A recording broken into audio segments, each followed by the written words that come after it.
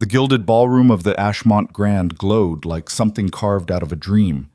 Chandeliers dripping crystal, champagne pouring in endless rivers, a string quartet weaving melodies beneath the laughter of people who had never been told no in their lives. And into that dream walked Charlotte Charlie Hollister, 24 years old, a diner waitress from Queens, wearing a borrowed midnight blue gown and holding an invitation that didn't legally belong to her. Her best friend, a caterer's assistant named Sybil, had slipped her the card as a birthday gift. "One night," Sybil had begged, "one night to feel like the world belongs to you."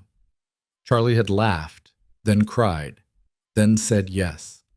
Because her mother was dying in a hospice across the river, and because for 6 brutal years she had served breakfast to strangers at 4 a.m. while the city's golden children slept in penthouses above her. One night. That was the deal. She lasted 47 minutes. The man who broke her was Trenton Whitlock III, heir to a shipping fortune, the kind of man bred to humiliate anyone who couldn't trace their bloodline to the Mayflower. He spotted her the way a hawk spots something small. He cornered her near the champagne fountain.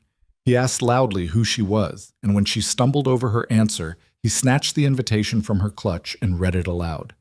A name that wasn't hers. A guest list that hadn't included her. A fraud. Exposed in front of 400 of the most powerful people in New York. The room turned. The laughter began small, then grew. Then became a wave of cruelty so polished it felt rehearsed. Someone called for security. Someone else laughed that she looked like the Help playing dress-up. Trenton tilted his glass and said, with that slow, practiced smile, "Be a good girl and go pour us something before you're escorted out." Charlie couldn't move, couldn't breathe.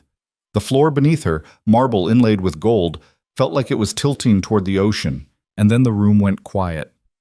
Not gently, not politely, completely. Because a man had stepped out of the shadowed perimeter of the ballroom, a man whose very presence caused 2 senators to lower their drinks and a federal judge to pretend she hadn't seen him at all. Kiernan Draveth, 36, self-made, feared in 4 countries, the kind of man who owned the buildings that other billionaires rented. His name appeared in whispers more often than in print, and the whispers were never kind, but they were never disobeyed either. He walked across the ballroom without hurrying. No one in history had ever hurried for Kiernan Draveth.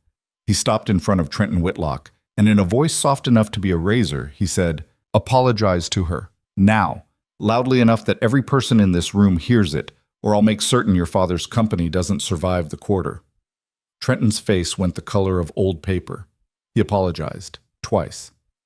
Then Kiernan turned to Charlie, this trembling stranger in a borrowed dress, and did the one thing no one in that ballroom had ever imagined possible. He extended his hand. "May I have this dance?" The quartet started again as if pulled by an invisible string, and Charlie Hollister, the waitress from Queens, walked out of invisibility and into the exact center of a world she had never been meant to enter. In that single turn across the marble floor, her life fractured, cleanly, completely, into a before and an after. The morning after this gala, Charlie woke up in her studio apartment to find a black car waiting outside her building. It wasn't a threat. It was an invitation. Over the following weeks, Kiernan Draveth entered her life the way tides enter a coastline. Not in a rush, but inevitably. Flowers from a florist she couldn't pronounce. A handwritten note slipped under her apartment door. A lawyer who quietly paid off the hospice bill her mother's insurance wouldn't cover, and who left no return address, no obligation, just a receipt marked paid in full. Charlie fought him on it. She drove 2 hours to return the receipt in person. Kiernan met her at the gates of a property that looked more like a fortress than a home.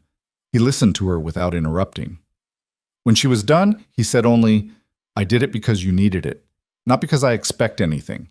You're allowed to accept kindness, Charlotte." She hated that he said her full name like that. She hated that she liked it. Slowly, she learned what he was. Not a criminal, not in the cartoon sense, but a man who had built an empire in the gray spaces between legality and enforcement. Real estate, private security, international arbitration. The kind of businesses where the paperwork was clean but the methods were not always gentle. His enemies were senators, oligarchs, old money dynasties who had underestimated a boy from a Pennsylvania mining town and regretted it for 20 years. And now, because he had danced with her, those enemies were watching her. It started small, a stranger photographing her outside the diner, a journalist digging into her mother's medical records, a man in a parked sedan across from her building, still there at 3 a.m. when she came home from a night shift. Kiernan offered her protection, but not the kind with contracts. If I assign a security detail, they'll assume you're mine in name only. That makes you more vulnerable, not less. The only way to make them afraid to touch you is to make it publicly known that touching you would start a war. Be seen with him, be linked to him, step into the spotlight fully as the woman on Kiernan Dravith's arm. Charlie took 3 days to decide. She walked through her mother's hospice room, where the machines beeped softly, and the woman who had raised her alone could no longer remember her name. She walked through her shift at the diner, where a customer snapped his fingers at her like she was a dog. She walked through the ruin of her life, and she understood something her mother had once told her. The world doesn't reward the invisible, baby. It just uses them up. She said yes, but on her terms. She kept her apartment. She kept her job at the diner. She worked 3 shifts a week, and Kiernan did not argue. She would not accept a clothing allowance. Whatever she wore in public would be borrowed, rented, or her own.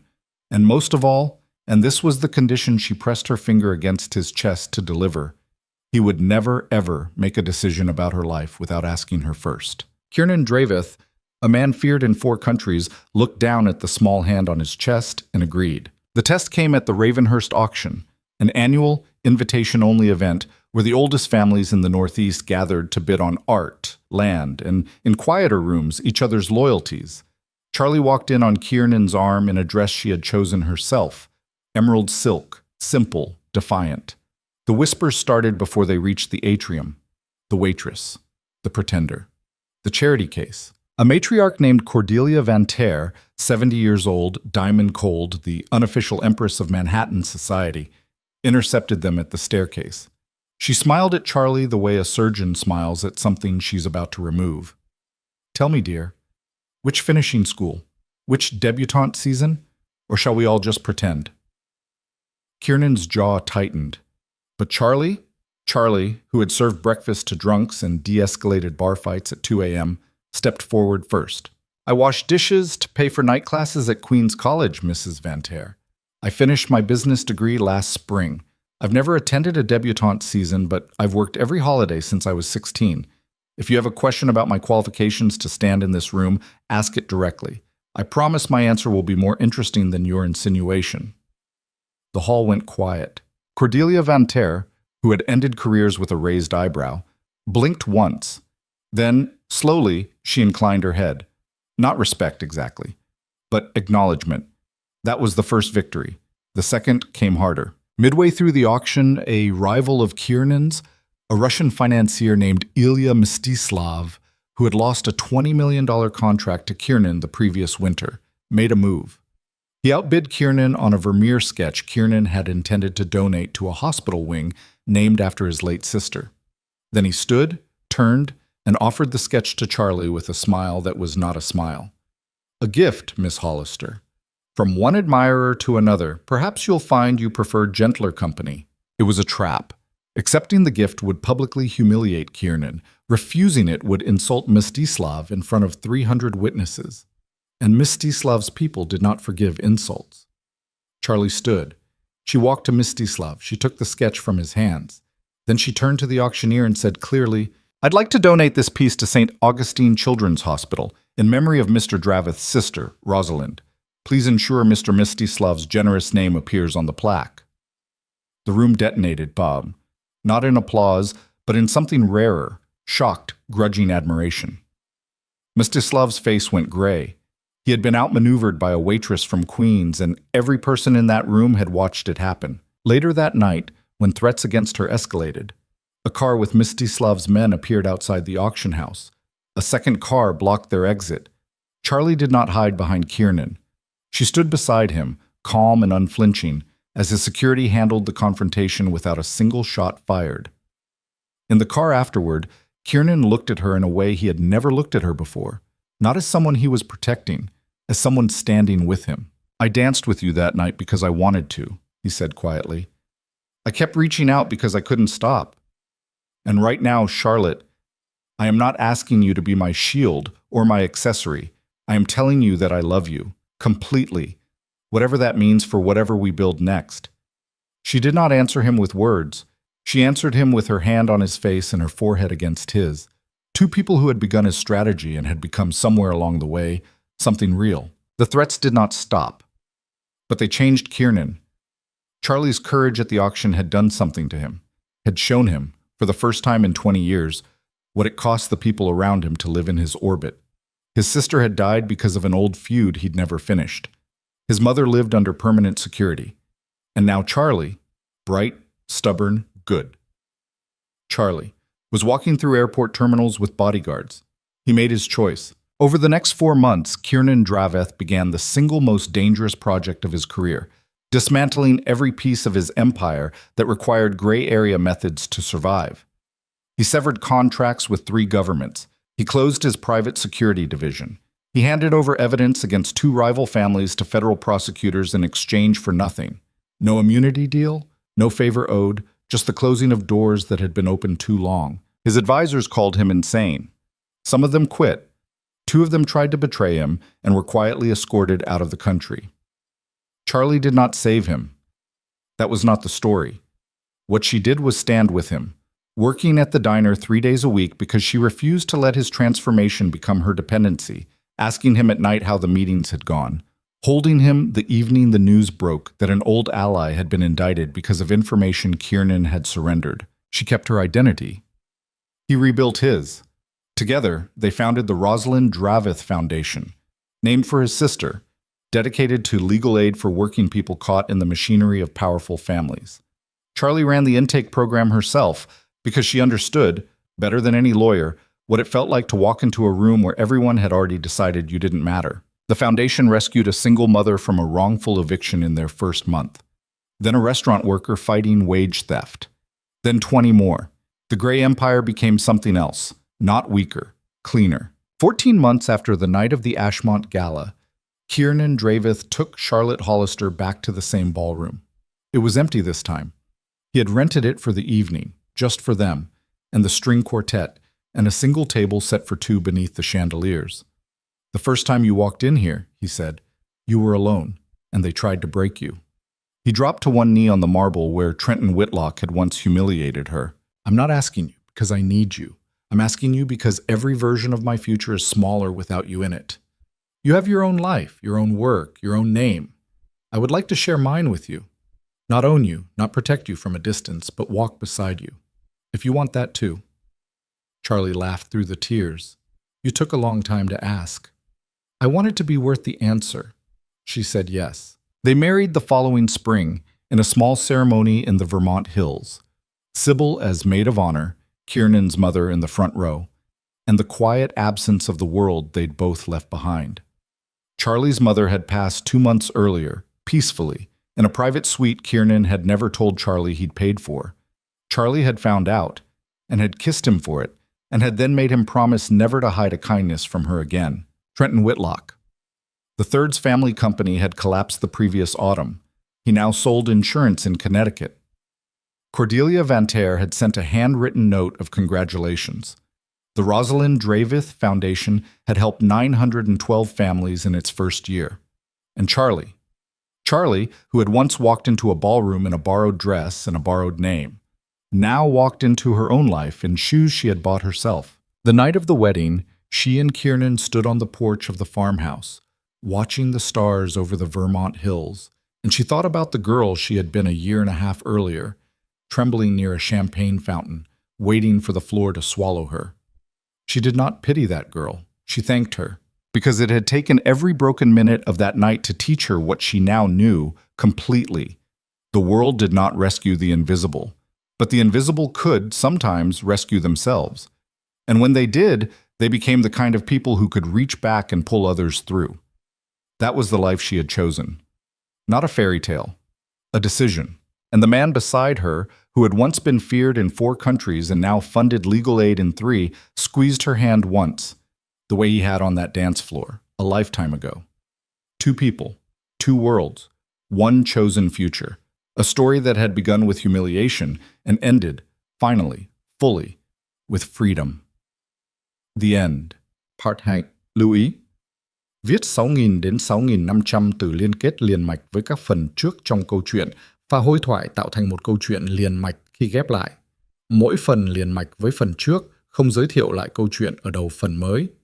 Liên kết các phần của câu chuyện một cách liền mạch, sử dụng câu chuyện tiếp giữa các phần, duy trì chủ đề, tránh ngắt quãng đột ngột, không sử dụng gạch đầu dòng hoặc tiêu đề phụ, phong cách kể chuyện Mỹ, Hoa Kỳ, giống văn giàu cảm xúc. Kể theo ngôi thứ 3, giữ đồ kịch tính không viết lan man, nhân vật không hoàn hảo, hội thoại tự nhiên, tránh ngôn ngữ văn chương xáo rơi và cụm từ AI điển hình.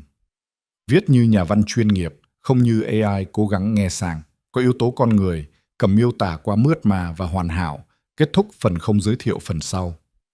Lưu ý trả lời trong mục tin nhắn không nhảy sang document, chi đàn bắt buộc, không được xuất hiện trong nội dung truyền. Đây là một câu chuyện điện ảnh hoàn toàn hư cấu được tạo ra chỉ nhằm mục đích giải trí. Không đề cập hay ngụ ý rằng nó dựa trên sự kiện có thật, người thật hoặc câu chuyện có thật. Không sử dụng các cụm từ như dựa trên một câu chuyện có thật, theo ghi chép hoặc bất cứ điều gì tương tự. Tất cả các nhân vật, địa điểm, tổ chức và sự kiện phải hoàn toàn hư cấu. Show but 11:02. The black car was already there when Charlie came down the stairs of her building the morning after the gala. She saw it through the grimy glass of the front door and stopped with her hand on the push bar, the way a person stops when they spot a snake in the grass. It was a sedan, the kind that looked the same in every city in the world. Tinted windows, clean paint, the quiet of something expensive trying not to be noticed. Her building sat on a block where cars like that didn't park. Her neighbors drove hatchbacks held together with duct tape and prayers. A car like that meant somebody was lost, or somebody had come for somebody. She stood there for a full minute. The radiator behind her knocked twice. Upstairs, Mrs. Petrosian's dog started barking at the pipes again, the same cranky wheeze it made every morning at 6:15. Charlie pushed the door open. The driver was already out. Older man, maybe 60, gray at the temples, wearing a coat that cost more than her rent. He didn't smile. He didn't do any of the things men did on the street when they wanted to seem harmless. He just nodded at her, opened the back door, and stood beside it the way a person stands beside a thing they've been told not to leave. Miss Hollister. I didn't order a car.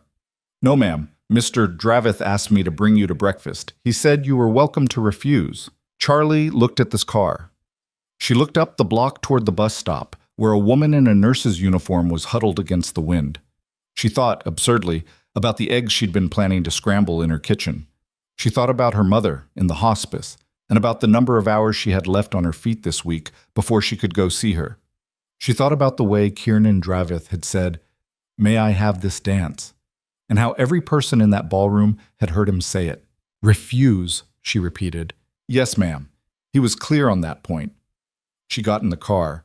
She told herself later that she got in because she was tired and because the driver had been polite, and because there was a small part of her that still believed the whole thing the night before had been some kind of trick and wanted to see the trick revealed. But the truth, underneath those reasons, was simpler. She got in because a man had stepped out of a shadow for her, and she needed to know why. The restaurant wasn't a restaurant. It was the upstairs dining room of a building on Mercer Street with no sign on the door. The kind of place that didn't need a sign because the people who ate there already knew where it was. The driver handed her off to a host in a waistcoat. The host walked her up a staircase lined with old black and white photographs of men she didn't recognize. And then there was a door. And then there was Kiernan Dravith sitting at a table by a window, reading a newspaper like a man who had nowhere more important to be. He looked up. He folded the paper. He stood. "You came." "I almost didn't." "I know." He pulled out the chair across from him. "Thank you." She sat. A waiter appeared with coffee without being asked. Kiernan waited until the waiter was gone, and then he looked at her properly, and Charlie found that in full daylight he was not less intimidating. He was more. The gala had given her the flattery of candles and distance. Here, with the gray morning light catching the lines around his eyes, he looked like a man who had not slept well in a long time. "I have to ask you something," she said, before he could say anything else. She had rehearsed the sentence in the car. "Last night, the dance, was that a thing? Like, was it a message or a favor to someone or a bet or—" "No." Just no? Just no. He took a sip of coffee. I saw what Whitlock did. I didn't like it. And then I saw you, and I wanted to dance with you. That was the entire calculation. Men like you don't do things without calculation. That's a fair assumption. In this case, it's wrong. Charlie's hands were cold on the tablecloth. She put them in her lap. People are going to say things about me. People are probably already saying things about me. They are. Great. I can make most of it stop. Not all of it. The rest will fade on its own if you give it a few weeks. He paused. I brought you here to say I don't expect anything. From last night, or this morning, or anything that follows. If you want to walk out of this room and never hear my name again, that's a door I'll hold open for you myself. She studied him. She tried to find the lie in his face. She couldn't. Why are you being like this? She said. Like what? Like a person. He almost smiled. It was the first real expression she'd seen on him, and it was gone so quickly she wasn't sure she'd seen it at all. Eat something, he said. They make good bread here. She ate. They didn't talk much. When she left, the same driver was waiting at the curb, and he took her home without being told the address, which should have bothered her more than it did. That was the first time. The second time was 3 days later, when she came back to her apartment after a double shift at the diner and found an envelope on her kitchen counter. Not slid under the door. On her counter, inside her locked apartment, next to the chipped bowl where she kept her keys. She nearly called the police. Then she saw the handwriting on the front. Her name, just Charlotte, in ink. And her stomach dropped all the way through the floor. Inside was a receipt from Bellwood Hospice. Account balance, paid in full. She sat down on the linoleum. She stayed there until the refrigerator cycled on and off twice. Then she got up. She put on the coat she'd worn to the gala because it was the warmest one she owned, and she took 2 trains and a bus to the address she'd found in less than a minute on her phone, because a man who owned half of Manhattan apparently also wanted her to be able to find him. The gates were taller than her building. There was an intercom. She pressed the button and a woman's voice asked who she was, and Charlie said, Charlotte Hollister, and I'm not leaving until I see him. The gates opened. Kiernan met her at the front door in shirt sleeves, with his hair damp like he'd come from somewhere physical. He took one look at her face and said, before she could even get the first sentence out, Come in. It's cold. I don't want to come in. Then I'll come out. And he did. He walked out onto the stone steps in his shirt sleeves in February and stood there like it cost him nothing. She held up the receipt. Explain this. It's a receipt. Don't be cute. You broke into my apartment. I didn't. Someone in my office paid your building super to leave an envelope on the counter. You can be angry about that. You should be. I'll make it right however you want. You paid for my mother. Yes. Why? He looked at her for a long time. The wind pulled at his shirt. A dog barked somewhere on the property, and somebody, far off, called it back. Because you needed it, he said finally. Not because I expect anything. You are allowed to accept kindness, Charlotte. Even from someone like me. Especially from someone like me. He didn't say that part out loud, but she heard it anyway, hanging between them in the cold. She tried to hand the receipt back. He didn't take it. Keep it, he said. If you want to pay me back, pay me back. I won't argue. But take the receipt. Your mother's care is handled. That part doesn't get undone because you're uncomfortable with me. Charlie's throat did something that was almost a laugh and almost a sob and ended up as neither. She folded the receipt in half, then in quarters. She put it in her coat pocket. I hate that I needed it, she said. I know. I hate that you knew I needed it. I know that too. They stood there a while longer. Eventually he said, quieter, Do you want to come in? Just for coffee. There's a fireplace. You can yell at me inside a warm room as easily as a cold one. She almost said no. She said yes. That was how it started, properly. Not at the gala, which had been theater, but on those stone steps, which had been something else. She didn't know what to call it. She wasn't ready to call it anything. Over the following weeks, he became a presence in her life the way weather becomes a presence. There was no schedule to it. Some days, nothing. Some days a text, short, functional. How is your mother? How was the shift? Some days a note hand-delivered to the diner by a courier who always tipped the hostess $20 and never stayed. He never asked to see her. He never pushed. He sent her a book once. A battered paperback of short stories by a writer she'd mentioned in passing at the breakfast on Mercer Street, which meant he had remembered, which meant he had been listening, and that was almost worse than if he'd sent her flowers. She started saying his name in her head without flinching. And then, in the fourth week, she started noticing the men. The first one was outside the diner. She came out at the end of a lunch shift with her apron balled up in her fist and a $20 tip burning through her back pocket, and there was a man across the street with a camera. Not a phone, a camera, with a lens the size of her forearm. He wasn't even trying to hide it. When she looked directly at him, he lowered the lens, looked back, and walked away. She told herself it was a tourist. The second one was a woman, mid-40s, reporter's posture, waiting outside the hospice when Charlie came out from visiting her mother. The woman asked, very politely, whether Charlie would comment on her relationship with Kiernan Draveth.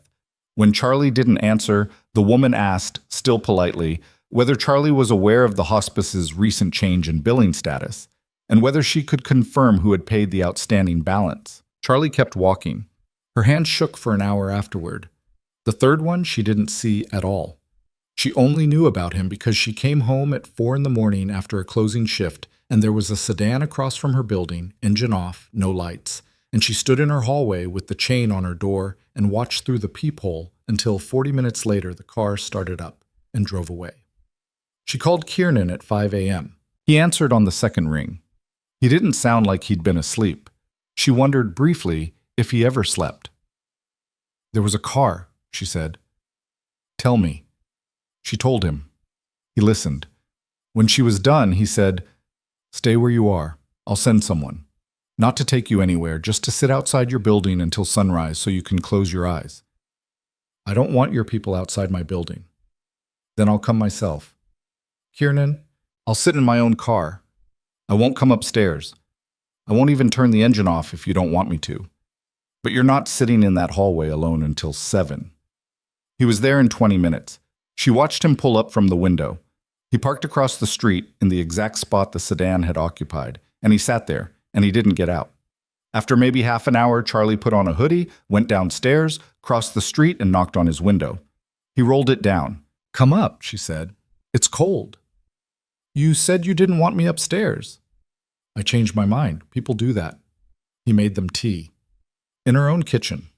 He found the mugs on the second try, and he didn't comment on the chip in the one he handed her, and he sat at her small table in a suit that probably cost more than her car, and drank tap water tea like it was the finest thing he'd had all week. I need to tell you some things, he said.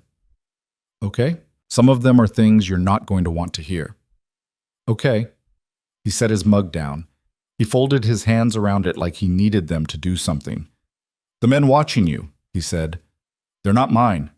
I want that clear. I've had people check, and I'd tell you if they were. They belong to other people. People who've been looking for a pressure point on me for a long time and think they might have found one. Charlie's chest tightened. Because of a dance. Because of a dance? Yes. I know how that sounds. It sounds insane. It is insane. That's the world I'm in. I'm not apologizing for the world. I'm telling you you're in it now, whether either of us likes it. She looked at him across her own kitchen table. The lamp above them flickered, the way it always did when the upstairs neighbor ran her microwave. Kiernan didn't seem to notice. What are you exactly? She said. He didn't flinch. She'd wondered if he would. I own buildings, he said. Real estate mostly. Commercial, some residential. I run a private security firm that does work for foreign governments, which is the polite way of saying, I have contracts I'd rather not read out loud. I arbitrate disputes between people who can't go to regular courts. I used to do other things. I don't anymore. Some of the people I used to deal with haven't forgiven me for walking away from that work, and some of the people I still deal with would like me to do more of it, and the balance of those two groups is what keeps me alive on any given Tuesday. Are you a criminal? Not by the standards of any document a court has ever put my name on. By other standards. Yes. In places. It was, she thought later, the most honest thing anyone had ever said to her. And the fact that he said it across her chipped kitchen table with his hands around a tap water mug made it worse, not better. She nodded slowly. Okay, she said. Okay? I asked, You told me. I'm not going to pretend I didn't hear it. He let out a breath she hadn't realized he'd been holding. There's more, he said. Of course there is. The people watching you aren't going to stop. Not quickly. A cameraman and a reporter? That's nothing. That's fishing. But they're going to keep fishing until they catch something. And some of them fish with hooks and some of them fish with nets. And I would prefer very much that you not be in the water at all. So what do you want? I want to put protection on you. No. Charlotte, I said no. I'm not going to live in your pocket. I'm not going to have a man at the diner watching me refill ketchup bottles. Then there's another option. But you're going to like it less. She waited. He spoke carefully. If I assign people quietly, the people watching you assume you're a project of mine. An asset. Something useful. That doesn't protect you. It makes you a more interesting target. Because interesting targets are how you find leverage on me. The only way to make them afraid to touch you is to make it publicly, visibly, loudly known that touching you starts a war. Which means being seen with me. On purpose. Repeatedly. Not hidden. The opposite of hidden. Charlie stared at him.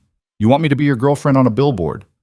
Not on a billboard, but yes, something like that. As a shield, not as a theater piece. It doesn't have to be real. It would have to look real. And if I say no, then I pull every resource I have and I make sure nobody gets within 100 yards of you, and I accept that it will make you more of a target the longer it goes on, and I do it anyway. Even though it's stupid. Even though it's stupid. She laughed. She couldn't help it. It came out wet, and it didn't sound right, but it was a laugh. You're telling me the smart move is to fake date a man the whole city is afraid of? Fake associate. We don't need to put labels on it. The label is other people's business. And the dumb move is to let you bankrupt yourself protecting me in secret. I wouldn't bankrupt myself, but yes. She stood up. She walked to her sink. She ran water over her hands, not because they were dirty, but because she needed the feel of something cold and ordinary. Her mother's old rosary was hanging on a hook above the faucet. Charlie had never been religious, not really, but her mother had been, and Charlie had kept the rosary there for a reason she had never bothered to examine. She touched the beads with one wet finger. She thought about the woman outside the hospice. She thought about the sedan. She thought about her mother, who had worked 2 jobs for 30 years and still died in a place she could not have afforded without a stranger's checkbook. She thought about her own life, the one she had so carefully kept small, the invisibility she had practiced since she was 14 years old. The world doesn't reward the invisible, baby. It just uses them up. She turned around. I have conditions, she said. Kiernan stood up too, slowly. Tell me. I keep my apartment. This apartment. I don't move into any of your houses. I don't stay in any of your hotels, not unless it's an emergency and I say it's an emergency. Agreed. I keep my job. At the diner. I work 3 shifts a week. I don't care how it looks. If anyone at the diner gets followed or harassed because of me, the deal is off. Agreed. And I'll make sure no one at the diner gets harassed. Quietly. I don't take an allowance. I don't take a clothing budget. Whatever I wear in public I pay for, or I borrow from Sybil, or I rent. If I need to look the part for some event, I'll figure it out. He hesitated on that one. Some of these events, Charlotte, the dress codes are... I said I'll figure it out. Agreed. I'm not signing anything. No contracts. No NDAs. Nothing with lawyers. If you can't trust me on a handshake, this doesn't work. Agreed. And the last one. She walked across the kitchen. She stopped a step away from him. She put her finger deliberately in the middle of his chest, over his tie, over his heart. It was the first time she had touched him since the dance, and she felt the contact in her whole arm. You do not make decisions about my life without asking me first. Ever. Not hospice bills. Not security details. Not who I talk to. Not where I go. I don't care if the building is on fire. You ask me first. Kiernan looked down at her hand. Then he looked up, and something in his face, something guarded, something she hadn't seen move before, moved. Agreed, he said. Say it again. I won't make decisions about your life without asking you first. Good. She took her finger off his chest. Her hand was shaking. She hoped he couldn't tell. He could tell. He didn't say anything about it. One of mine for ye, Hugh, he said, after a moment. One what? Condition. She almost laughed. Go ahead. If something happens, if I call you and I tell you to go somewhere, you go. You can be angry about it later. You can yell at me about it later. But in that moment, you go. That's the one I need. She considered him. If you abuse that, she said, I walk. I won't abuse it. If you use it to control me instead of to protect me, I walk, and I don't come back and I don't answer the phone. I know. Okay? Okay? Okay, she said. We have a deal. He didn't offer to shake on it. That would have been strange. He just nodded once, slowly, and then he picked up his mug of cold tap water tea and drained it, because the man apparently did not waste things, and then he said he should go, and she said yes, he should. At the door, he paused with his hand on the knob. I'm sorry about your mother, he said. It caught her in the ribs. She's not dead yet. I know. I'm sorry anyway. He left. She stood in her kitchen for a long time after the door closed. The rosary swung very gently above the faucet from the draft. The first public appearance was a restaurant opening in Tribeca, 11 days later. Sybil came over to do her hair. Sybil had worked events for caterers for 6 years and had strong opinions about every single one of the women Charlie had served drinks to at the gala, and Sybil was not going to let her best friend walk into any room looking anything less than armed. You can't be scared in the pictures, Sybil said, through a mouthful of bobby pins. That's the whole trick. They're going to print whatever face you make. So you don't make a scared face. You make a bored face. Bored like you've already been there. Bored like you own the building. I've never been there. I don't own the building. They don't know that. They absolutely know that, Sybil. Shut up. Tilt your chin. The dress was borrowed from a woman Sybil worked with, who had once modeled and now ran a dry cleaning business in Astoria and was willing to lend a garment bag to anyone who would return it by Tuesday. It was black. It was simpler than anything Charlie had ever put on her body. Sybil had chosen it, she said, because simple didn't embarrass you and because black didn't argue with anything. You look like a person, Sybil said when she was done. That's the goal? That's always the goal. Don't be a costume. Be a person. Kiernan's car pulled up at 7. Charlie went down the stairs one at a time because the heels were not made for running. The same driver as always held the door.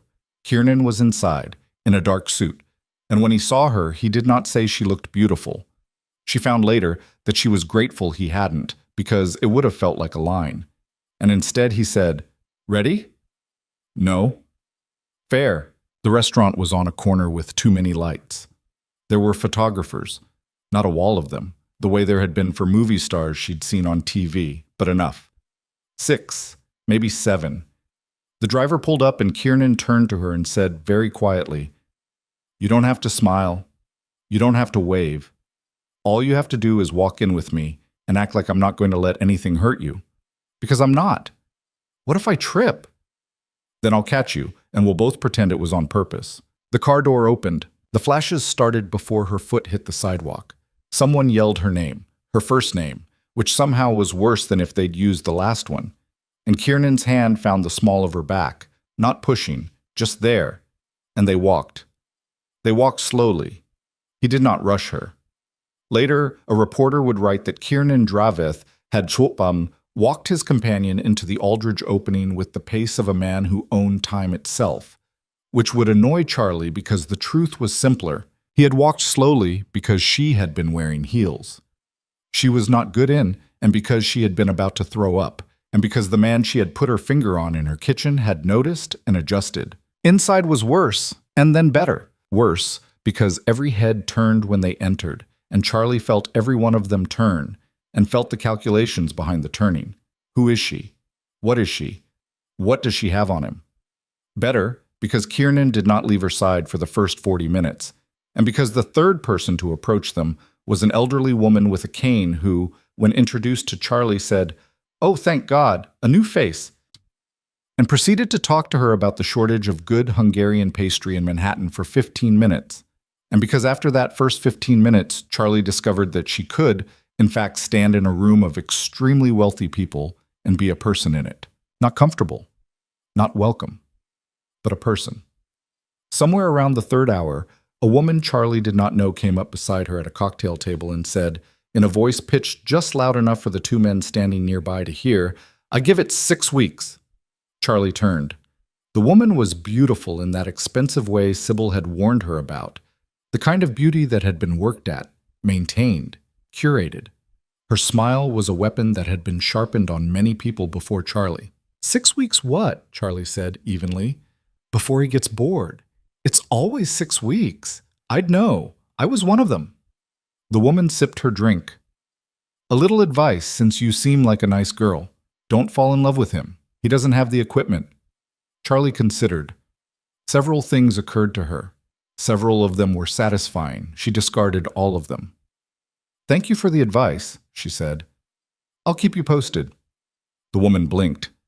It was not the response she'd been set up for. Charlie turned back to her drink. When she looked up a minute later, Kiernan was watching her from across the room, a crystal tumbler forgotten in his hand, and his expression was something she could not read. Not amusement exactly. Something quieter than that. Something that looked, uncomfortably, like it had nothing to do with the deal they had made on a handshake in her kitchen. She looked away first. In the car home, neither of them said anything for a long time. The driver took the bridge.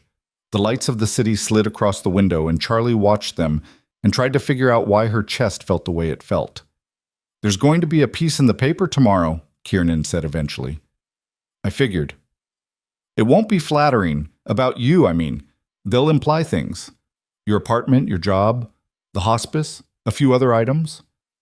Okay. Do you want me to read it first and tell you what's in it? Or do you want to read it cold? She thought about it. Cold. Why? Because if you read it first, you'll want to fix it. And if you want to fix it, you might do something I didn't agree to, and I don't want to be angry with you before breakfast. He almost smiled again. Second time in 6 weeks. Agreed, he said. They didn't talk after that. The car pulled up in front of her building. He walked her to the door. She had told him he didn't have to, and he had said it wasn't about have to, it was about showing the street that someone had walked her to the door, which was the whole point of what they were doing. She unlocked the front door. She turned. Good night, she said. Good night, Charlotte. You can call me Charlie. Most people do. He considered that. I like Charlotte better, he said. Why?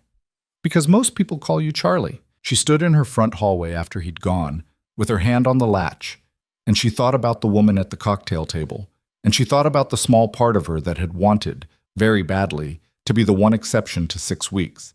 And she understood, standing there in her borrowed heels, that the deal was going to be harder than she had planned for, because the deal had been built for a woman who wasn't going to let herself feel anything, and she was not entirely sure she was that woman anymore. The piece in the paper the next morning was worse than Kiernan had implied. It used the word waitress 5 times.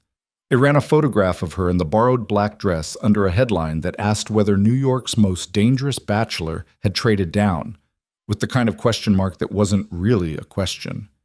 It mentioned her apartment in a way that implied anyone who lived in such an apartment could not possibly be dating Kiernan Dravith for real.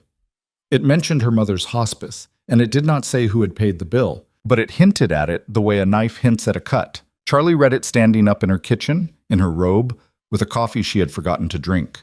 Then she read it again.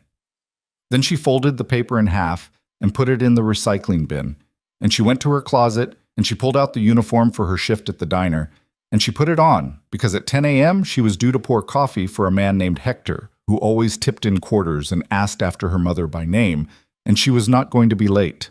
On the subway, she noticed 2 men watching her from the other end of the car. Not hiding it, just watching. She looked right at them. She did not look away first. When she got off at her stop, she took the stairs 2 at a time, and she walked into the diner and she tied her apron, and Hector was at the counter in his usual seat, and he looked up and said, "Rough morning, sweetheart?" And Charlie smiled at him the way she smiled at him every Tuesday and said, "Rough year, Hector. You want the usual?" He laughed. She poured his coffee. Her hand did not shake. Outside, across the street, a black sedan idled at a meter. Not Kiernan's, she could tell from the plate. And Charlie saw it through the diner window, and she understood, fully, with coffee pot in hand, that she had walked, voluntarily and with a handshake, into a life in which she was going to be watched for a long time. She also understood more slowly that she was not afraid, which was, on balance, a more dangerous thing to discover about herself than she had realized. Part ba. Louis? Viết 6.000 đến 6.500 từ liên kết liền mạch với các phần trước trong câu chuyện và hồi thoại tạo thành một câu chuyện liền mạch khi ghép lại. Mỗi phần liền mạch với phần trước không giới thiệu lại câu chuyện ở đầu phần mới, liên kết các phần của câu chuyện một cách liền mạch. Sử dụng câu chuyện tiếp giữa các phần, duy trì chủ đề, tránh ngắt quãng đột ngột, không sử dụng gạch đầu dòng hoặc tiêu đề phụ, phong cách kể chuyện Mỹ, Hoa Kỳ, giống văn giàu cảm xúc, kể theo ngôi thứ ba, giữ đồ kịch tính không viết lan man, nhân vật không hoàn hảo, hội thoại tự nhiên, tránh ngôn ngữ văn chương sáo rơi và cụm từ AI điển hình. Viết như nhà văn chuyên nghiệp, không như AI cố gắng nghe sàng. Có yếu tố con người, cấm miêu tả quá mượt mà và hoàn hảo, kết thúc phần không giới thiệu phần sau. Lưu ý trả lời trong mục tin nhắn không nhảy sang document, chỉ đần bắt buộc, không được xuất hiện trong nội dung truyền. Đây là một câu chuyện điện ảnh hoàn toàn hư cấu được tạo ra chỉ nhằm mục đích giải trí, không đề cập hay ngụ ý rằng nó dựa trên sự kiện có thật, người thật hoặc câu chuyện có thật, không sử dụng các cụm từ như dựa trên một câu chuyện có thật, theo ghi chép hoặc bất cứ điều gì tương tự. Tất cả các nhân vật, địa điểm, tổ chức và sự kiện phải hoàn toàn hư cấu. Showmore 1107. The sedan stayed parked outside the diner for 3 days before it stopped coming. Charlie didn't know if it had been called off or if whoever was inside had decided she wasn't interesting enough to follow. She hadn't asked Kiernan, and Kiernan hadn't volunteered, which she appreciated more than she would have been able to explain. The arrangement between them was becoming a shape she didn't have words for yet. They were not dating. They were not strangers. They were two people who had shaken hands in a small kitchen and who were now calling each other, on average, 4 times a week, and who saw each other in public, on purpose, roughly every 10 days. The press had done what the press did. It got tired. A pop singer had a public meltdown in a hotel lobby in Chicago, and the next morning Charlie's picture had been pushed off the gossip pages and replaced by a woman in sunglasses crying on a valet. Charlie had bought a bagel that morning and stood on the subway platform and felt for the first time in weeks something that wasn't quite relief but was in the same neighborhood. Then the invitation to the Ravenhurst auction arrived by courier, and the neighborhood changed. It came in an envelope so thick the courier needed 2 hands, wrapped in black tissue paper that someone had tied with a length of waxed cord. Inside was a card the weight of a small paperback, engraved in letters Charlie had to tilt toward the light to read. The Ravenhurst Annual. By invitation and by invitation only. Kiernan brought it to the diner. He did not bring it to her apartment because they had an unspoken understanding that her apartment was not a place for paperwork.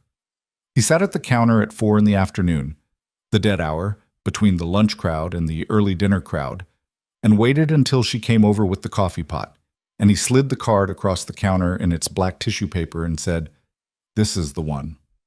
The one what? The one where they decide about you. Charlie looked at the card. She didn't touch it. They, she said. Old money. The names you've been hearing in pieces for weeks. They've been watching. They've been deciding. Ravenhurst is where the decision gets made. Decided into what? Either you exist in that world or you don't. There's no in-between after Ravenhurst. That's the point of Ravenhurst. Charlie set the coffee pot down. She put her hands on the counter, which was chipped formica with cigarette burns from the 70s.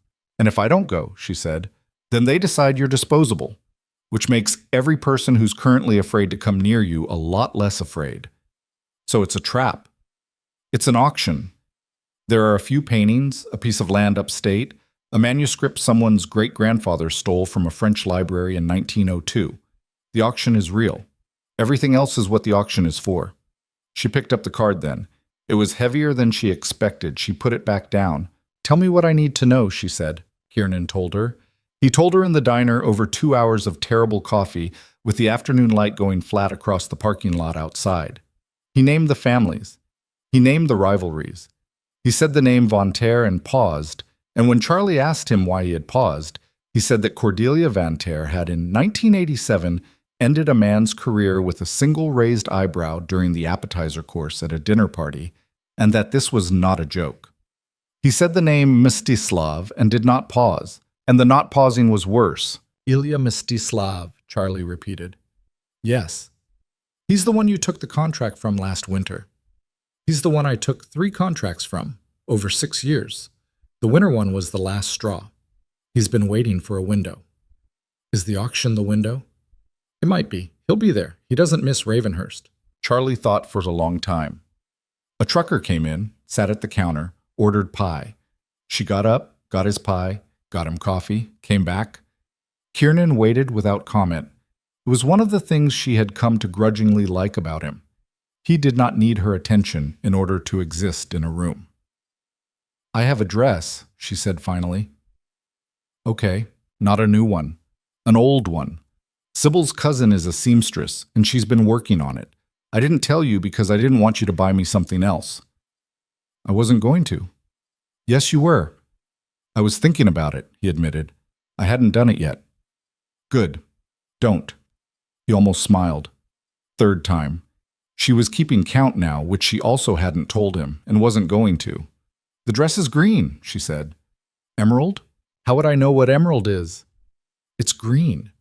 Sybil said it suits me." Sybil is, so far, the only person in this whole thing who has not lied to me, so I am choosing to believe her.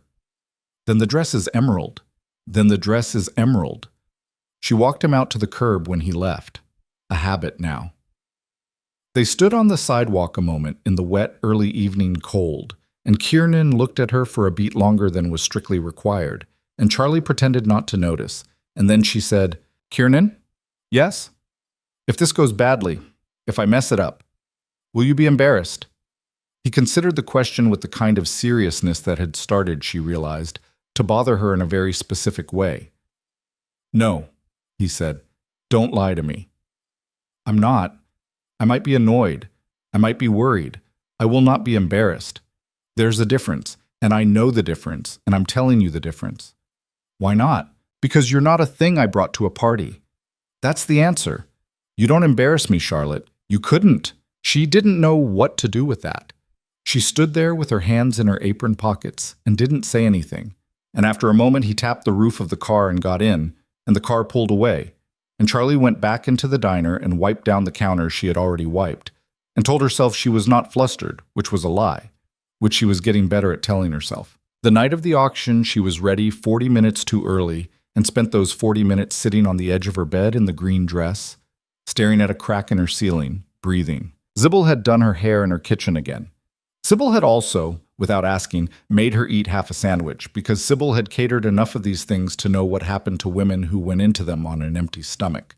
The seamstress had taken the dress in at the waist and let it out a half-inch in the shoulders, and the result was something that fit Charlie the way her own clothes usually didn't, like it had been waiting for her, and not the other way around. The car came. Kiernan was in the car. He looked at her once from the seat opposite, and he said only, "You brought a coat." Sybil insisted. "Sybil is smart. Sybil knows everything. If we survive tonight, I'm buying her dinner." "I'll buy her dinner." "No, you won't. This one's mine." He let it go. He had, she had noticed, started letting things go faster. The Ravenhurst estate sat on 40 acres in the valley, and the driveway was long enough that Charlie had time to see the whole house approach in the windshield. A stone thing, with too many windows, lit from below so that it looked like a ship with its lights on, docked in a black ocean of lawn. There were cars in front of them and cars behind them. Every one of them cost more than she would earn in a decade of diner shifts, and she was aware of this, and she did not let it reach her face. "Bored," Sybil had said. "You own the building." She didn't own the building, but she remembered the instruction and she held it. A woman in black tails opened the car door. Kiernan got out first. He offered Charlie his hand, and she took it, and she stepped out into the cold evening in her borrowed and altered green dress. And the two photographers working the arrivals line looked up, and one of them said, "Jesus," low, under his breath, and the other one lifted his camera, and Charlie did not smile and did not wave and walked past them, the way a person walks past weather she has decided not to feel. The atrium swallowed them. A fiddle quartet was playing in an alcove. Waiters moved among the guests with trays held at exactly shoulder height. Every person in the room had been photographed before, had been written about, had been stitched into the pages of the papers for so long that their faces had stopped being faces and had started being icons. They turned, not all at once. That would have been too obvious even for them. It happened in waves. A cluster near the staircase. A pair of women by the coat check. An old man near a case of Roman coins who did not bother to hide his inspection and who lifted a pair of glasses to his face to get a better look. Kiernan's hand at her back. Not pushing, just there. "Breathe," he said very quietly. "I am breathing." Slower, she slowed her breathing. It helped a little. It helped more when he said, in the same low voice, "The one on the staircase in the gray is a cousin of the governor. The two by the coat check are sisters. They hate each other. They'll never be in the same photograph if they can help it. The old man is harmless. He thinks everyone is a specimen. He looked at me like that for 15 years before he decided I was acceptable." "What made him decide?" "I bought him a book he'd been looking for. Took me 2 years to find it. He didn't thank me. He just stopped looking at me like that." It was the most Kiernan had ever told her about himself in a single string of sentences. She filed it away. She was going to come back to it later. Cordelia Van Ter intercepted them before they reached the first landing. She was smaller than Charlie had expected, and older, and her jewelry was so old it didn't sparkle so much as hum. She wore a dress in a color Charlie didn't know the name of, something between dove and smoke, and her gloves came up past her elbows, and her smile, when she turned it on, was a thing constructed over decades. "Kiernan," she said. "Mrs. Van Ter." "You've brought a guest." "I have. I don't believe we've been introduced." Kiernan started to speak. Charlie beat him to it. Not because she needed to prove anything, because Sybil had told her 3 times, in the kitchen, that the thing these women could not survive was a woman who answered for herself.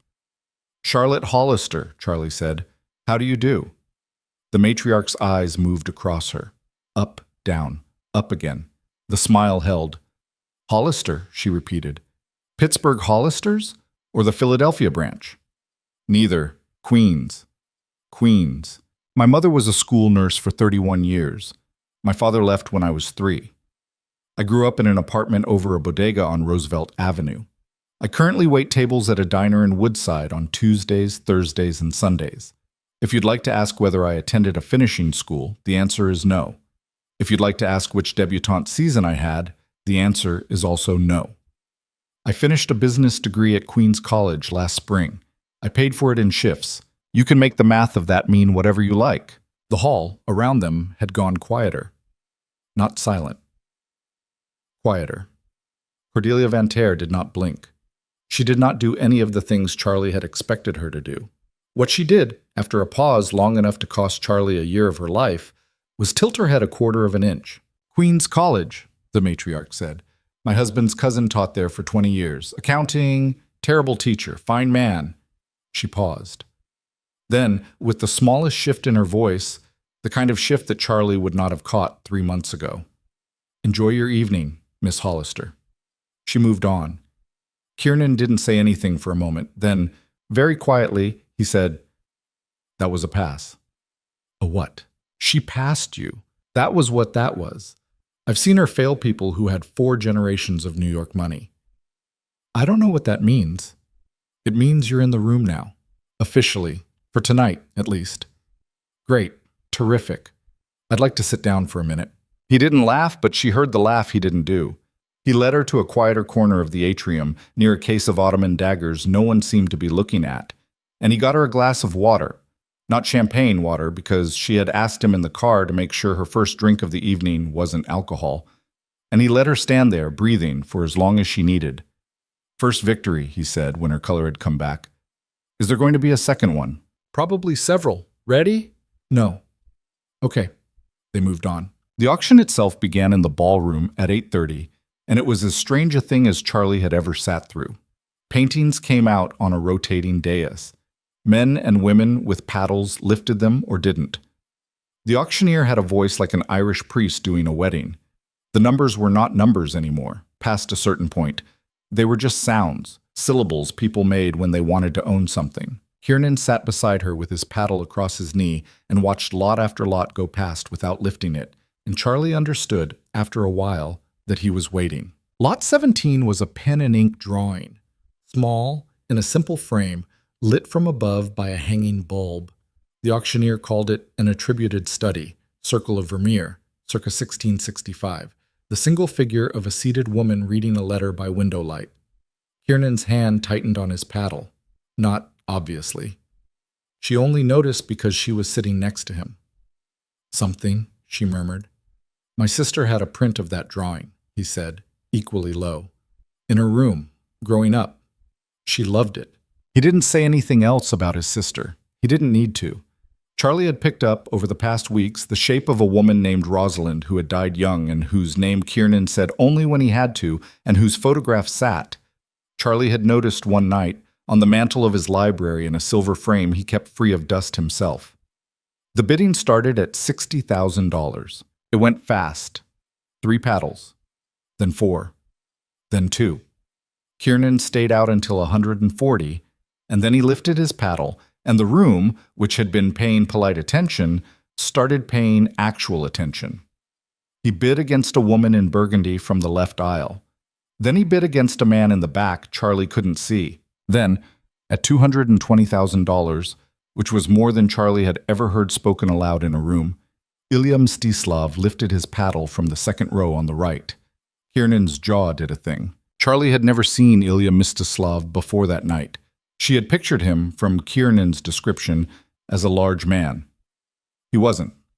He was medium height, compact, with very pale hair brushed very flat, and a suit that was well cut in a way that suggested it had been made in a city Charlie could not find on a map. He was also, she realized looking at him, younger than she had imagined. Maybe 40, no older. He did not look at Kiernan when he raised the paddle. He looked at the auctioneer. 240. 260. 280. At $300,000, the woman in burgundy dropped out. At 320, the man in the back dropped out. It was Kiernan and Mstislav now, trading numbers back and forth, and the room was entirely silent except for the auctioneer, whose voice had climbed the way such voices do. Kiernan lifted his paddle at 380. Mstislav did not lift. The auctioneer looked at Mstislav. Mstislav made a small, deliberate, unmistakable gesture. One finger, off the paddle, pointed at Kiernan, a yielding, too polite, too public. Sold, the auctioneer said, to Mr. Dravith at $380,000. The room did not applaud. The room almost never applauded at Ravenhurst, Kiernan had told her in the car. The room made small, contained sounds with its throats, and the sounds now were the sound of a room that had seen something it did not understand yet, but knew it would understand by the end of the night. Mstislav stood. He did not stand for anyone else's lot. Charlie watched him rise and smooth his jacket and walk up the aisle toward them, and her stomach, which had settled for almost an hour, flipped. Kiernan, she said low, I see him. What do I do? You do nothing. You stand. You let me speak. If I touch your elbow, you take one step back. Okay. Mstislav reached them at the end of lot 17, as the attendants were carrying the small frame drawing off the dais. He did not extend his hand. He inclined his head, a small, almost old-world motion. And when he spoke, his English was very good and very careful and a little too soft. Mr. Dravith. Mr. Mstislav. A beautiful piece. You will donate it, I assume, to the hospital wing, for your sister. Kiernan's shoulder beside Charlie's did not move. Neither did his voice. That's the plan. Admirable. Mstislav turned his face toward Charlie. His eyes moved across her the way Cordelia Van Teres had, but not the way Cordelia Van Teres had. Slower, with a weight behind the looking that made Charlie's skin crawl up the back of her neck. And this is the young lady, Miss Hollister. Mr. Mstislav? I have heard of you. That's flattering. Is it? He smiled. It was not a smile. I wonder if you will permit me a gesture. He lifted his hand. The attendant carrying the Vermeer drawing paused, had been paused for the entire exchange, Charlie now realized, because Mstislav had signaled him without her noticing. Mstislav took the frame from the attendant's gloved hands. He turned and he held it out to Charlie, not to Kiernan, and he said in that same very soft voice, a gift. From one admirer of fine things to another. Perhaps you will find it suits your apartment. Perhaps you will find, in time, that my company is gentler than some. The ballroom had gone still in a way Charlie could feel in her teeth. She understood.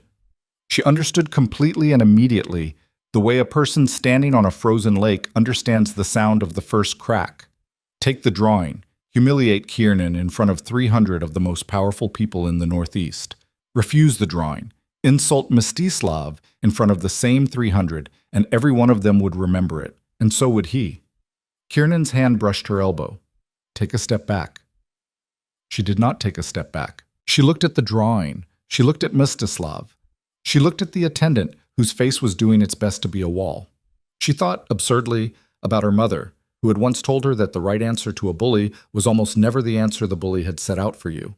Her mother had said that at a PTA meeting about a principal when Charlie was 11. Charlie had not thought about it in years. She reached out. She took the drawing. She didn't say anything to Mstislav yet. She turned, with the drawing in her hands. The frame was heavier than it looked, and cold, and she walked, in her green dress, the 6 steps back to the auctioneer's little stand. The auctioneer looked at her with the blank calm of a man who had seen a lot of things in rooms like this one and had lived through all of them. "Sir," Charlie said. Her voice was surprisingly even. She was grateful for that. She would not have bet on it. "May I speak? Miss Hollister.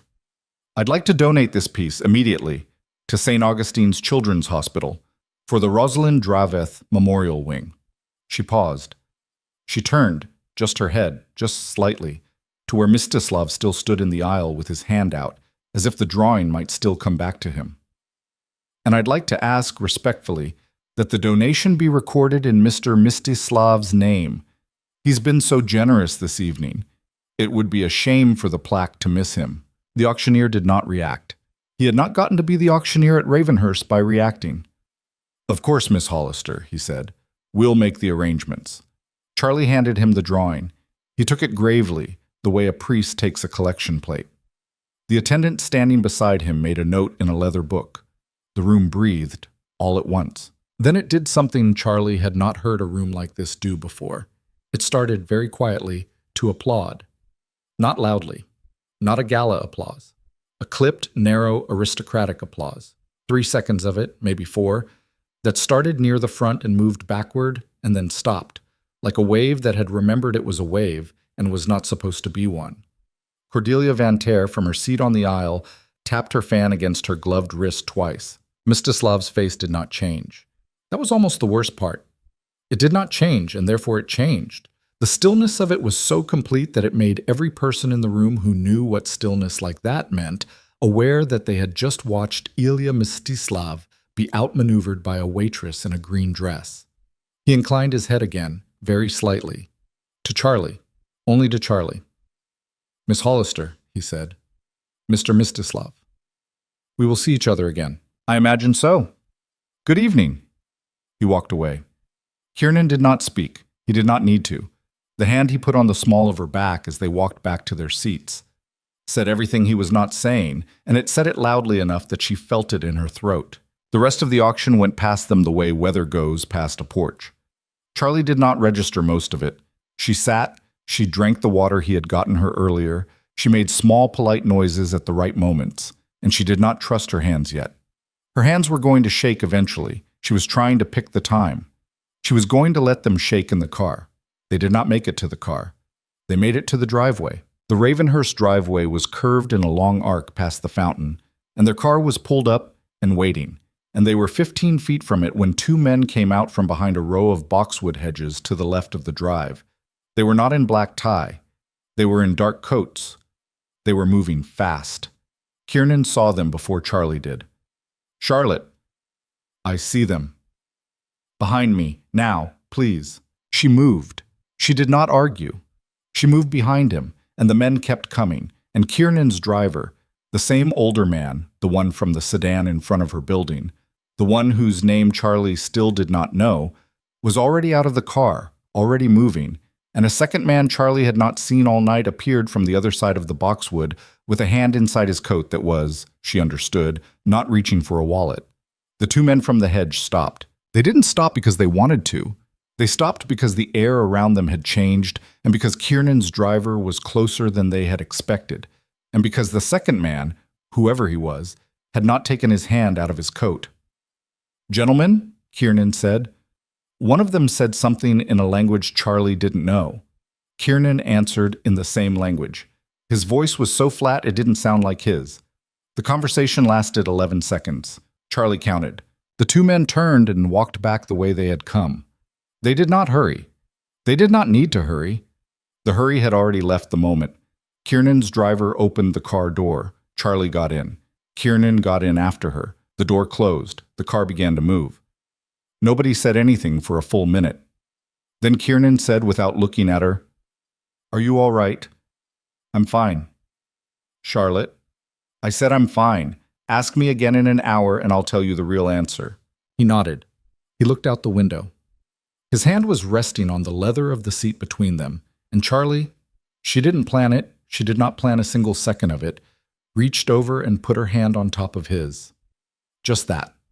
Not laced, not clung, just laid her hand on his, the way a person reassures themselves that something they've been worrying about is still there. Kiernan went very still.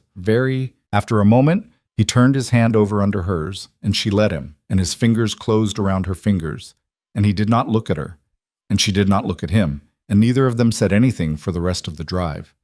He spoke once, near the bridge. "I danced with you that night because I wanted to," he said, quiet, almost to himself. "I kept calling because I couldn't stop. I'm telling you that now because if I wait for a better moment, I'll never say it, and tonight you took a drawing out of a man's hand for me in front of 300 people. And I want you to know, before anything else happens, that whatever this is, I'm in it. Real. Completely. Not as a deal. Not as a shield. I don't know what you want to do with that. You don't have to do anything with it tonight. I just wanted it in the air before we pulled up to your building." Charlie's throat did something complicated. She did not answer him with words. She wasn't ready for words. She leaned instead. She leaned in the dark of the car, across the leather between them, and she put her forehead against his shoulder, which smelled faintly of rain and a cologne she still did not know the name of, and she kept it there. He did not move. He let her stay. At her building, he walked her to the door. She unlocked it. She turned. He was closer than he usually was, and she was more tired than she had been in weeks, and her hand was still shaking. Finally, shaking. And he saw it shaking and did not remark on it, which was a kindness. "Good night, Charlotte." "Good night." She went inside. She stood in her dark front hall for a long moment with her back against the door. She could still feel his hand under her hand. She could still hear the applause, the little aristocratic applause that had moved through the room like a wave and then had been told, by whatever governed such rooms, to stop. She was not the same person who had walked into the Ashmont ballroom in a borrowed midnight blue dress. She did not know yet what she was instead. She only knew that she had stood, tonight, in a room full of people who had been raised to eat women like her for breakfast, and she had not been eaten. She had handed a man his own cruelty back, wrapped in the tissue of her own politeness, and he had taken it and walked away. She had put her hand on a man who had, she now understood, been waiting months for her to put her hand there. She had made choices tonight that she could not take back. She slid down the door. She sat on the floor of her own hallway in her green dress. She did not cry, because crying would have felt like a release she had not earned yet. She pulled her phone out of her clutch. She texted Sybil. The dress worked. Then she turned the phone off and she sat there in the dark for a long time. And somewhere across the river, a man she had just put her forehead on was being driven home through empty streets, and neither of them, yet, said the word out loud for what had moved between them in the back of that car. But it had moved, and it was not going back. Part 4 lưu ý, viết 6.000 đến 6.500 từ liên kết liền mạch với các phần trước trong câu chuyện, pha hội thoại tạo thành một câu chuyện liền mạch khi ghép lại. Mỗi phần liền mạch với phần trước, không giới thiệu lại câu chuyện ở đầu phần mới. Liên kết các phần của câu chuyện một cách liền mạch, sử dụng câu chuyện tiếp giữa các phần, duy trì chủ đề, tránh ngắt quãng đột ngột, không sử dụng gạch đầu dòng hoặc tiêu đề phụ, phong cách kể chuyện Mỹ, Hoa Kỳ, giống văn giàu cảm xúc, kể theo ngôi thứ 3, giữ đồ kịch tính không viết lan man, nhân vật không hoàn hảo, hội thoại tự nhiên, tránh ngôn ngữ văn chương sáo rơi và cụm từ AI điển hình. Viết như nhà văn chuyên nghiệp, không như AI cố gắng nghe sàng. Có yếu tố con người, cầm miêu tả qua mướt mà và hoàn hảo, kết thúc phần không giới thiệu phần sau. Lưu ý trả lời trong mục tin nhắn không nhảy sang document. Chỉ đắn bắt buộc không được xuất hiện trong nội dung truyền. Đây là một câu chuyện điện ảnh hoàn toàn hư cấu được tạo ra chỉ nhằm mục đích giải trí, không đề cập hay ngụ ý rằng nó dựa trên sự kiện có thật, người thật hoặc câu chuyện có thật. Không sử dụng các cụm từ như dựa trên một câu chuyện có thật, theo ghi chép hoặc bất cứ điều gì tương tự. Tất cả các nhân vật, địa điểm, tổ chức và sự kiện phải hoàn toàn hư cấu. Show more. Then 10. She didn't sleep that night. Not really. She dozed on the couch, still wearing the green dress, kicked off the heels sometime around 3, woke at 6 with the taste of old lipstick in her mouth and her phone vibrating on the coffee table. It was a text from Kiernan, short, "Are you awake?" She typed back, "Unfortunately." 10 minutes later, there was a knock at her door. Not Kiernan. His driver, the older man, the one she had decided privately to call Walter even though his name probably wasn't Walter, holding a paper bag from the bakery on the corner 3 blocks from her building, the bakery she went to on Sunday mornings when she had the money. "Mr. Dravith said you'd want coffee," Walter said. "He said not to come up himself." "Why not?" "He said you'd need the morning." Charlie took the bag. She stood in her doorway in a robe thrown over the green dress and looked at the older man who had, the night before, put himself between her and 2 men coming out of a hedge. "What's your name?" she said. "Ma'am?" "Your actual name. I've been calling you the driver in my head, and it's making me feel like a bad person." He almost smiled. "Walter." She stared. "Are you joking?" "No, ma'am." "That's actually your name." "Since 1962. She laughed. She laughed harder than she meant to, the kind of laugh that comes out of a person who has been holding too much for too long. And Walter stood there patiently and waited for her to be done. And when she was done, he said, "I'll be downstairs if you need anything today. Mr. Dravith said you'd probably want to be left alone, but if that changes, I'm parked on the corner by the fire hydrant." "He's leaving you outside my building." "All day, ma'am." "Walter?" "Yes, ma'am." "Tell him that's fine. For today. Just today. But the deal still applies. He doesn't get to decide these things without asking me, and after today, if he wants somebody sitting outside, he asks first, okay?" "I'll tell him, ma'am." He went back down.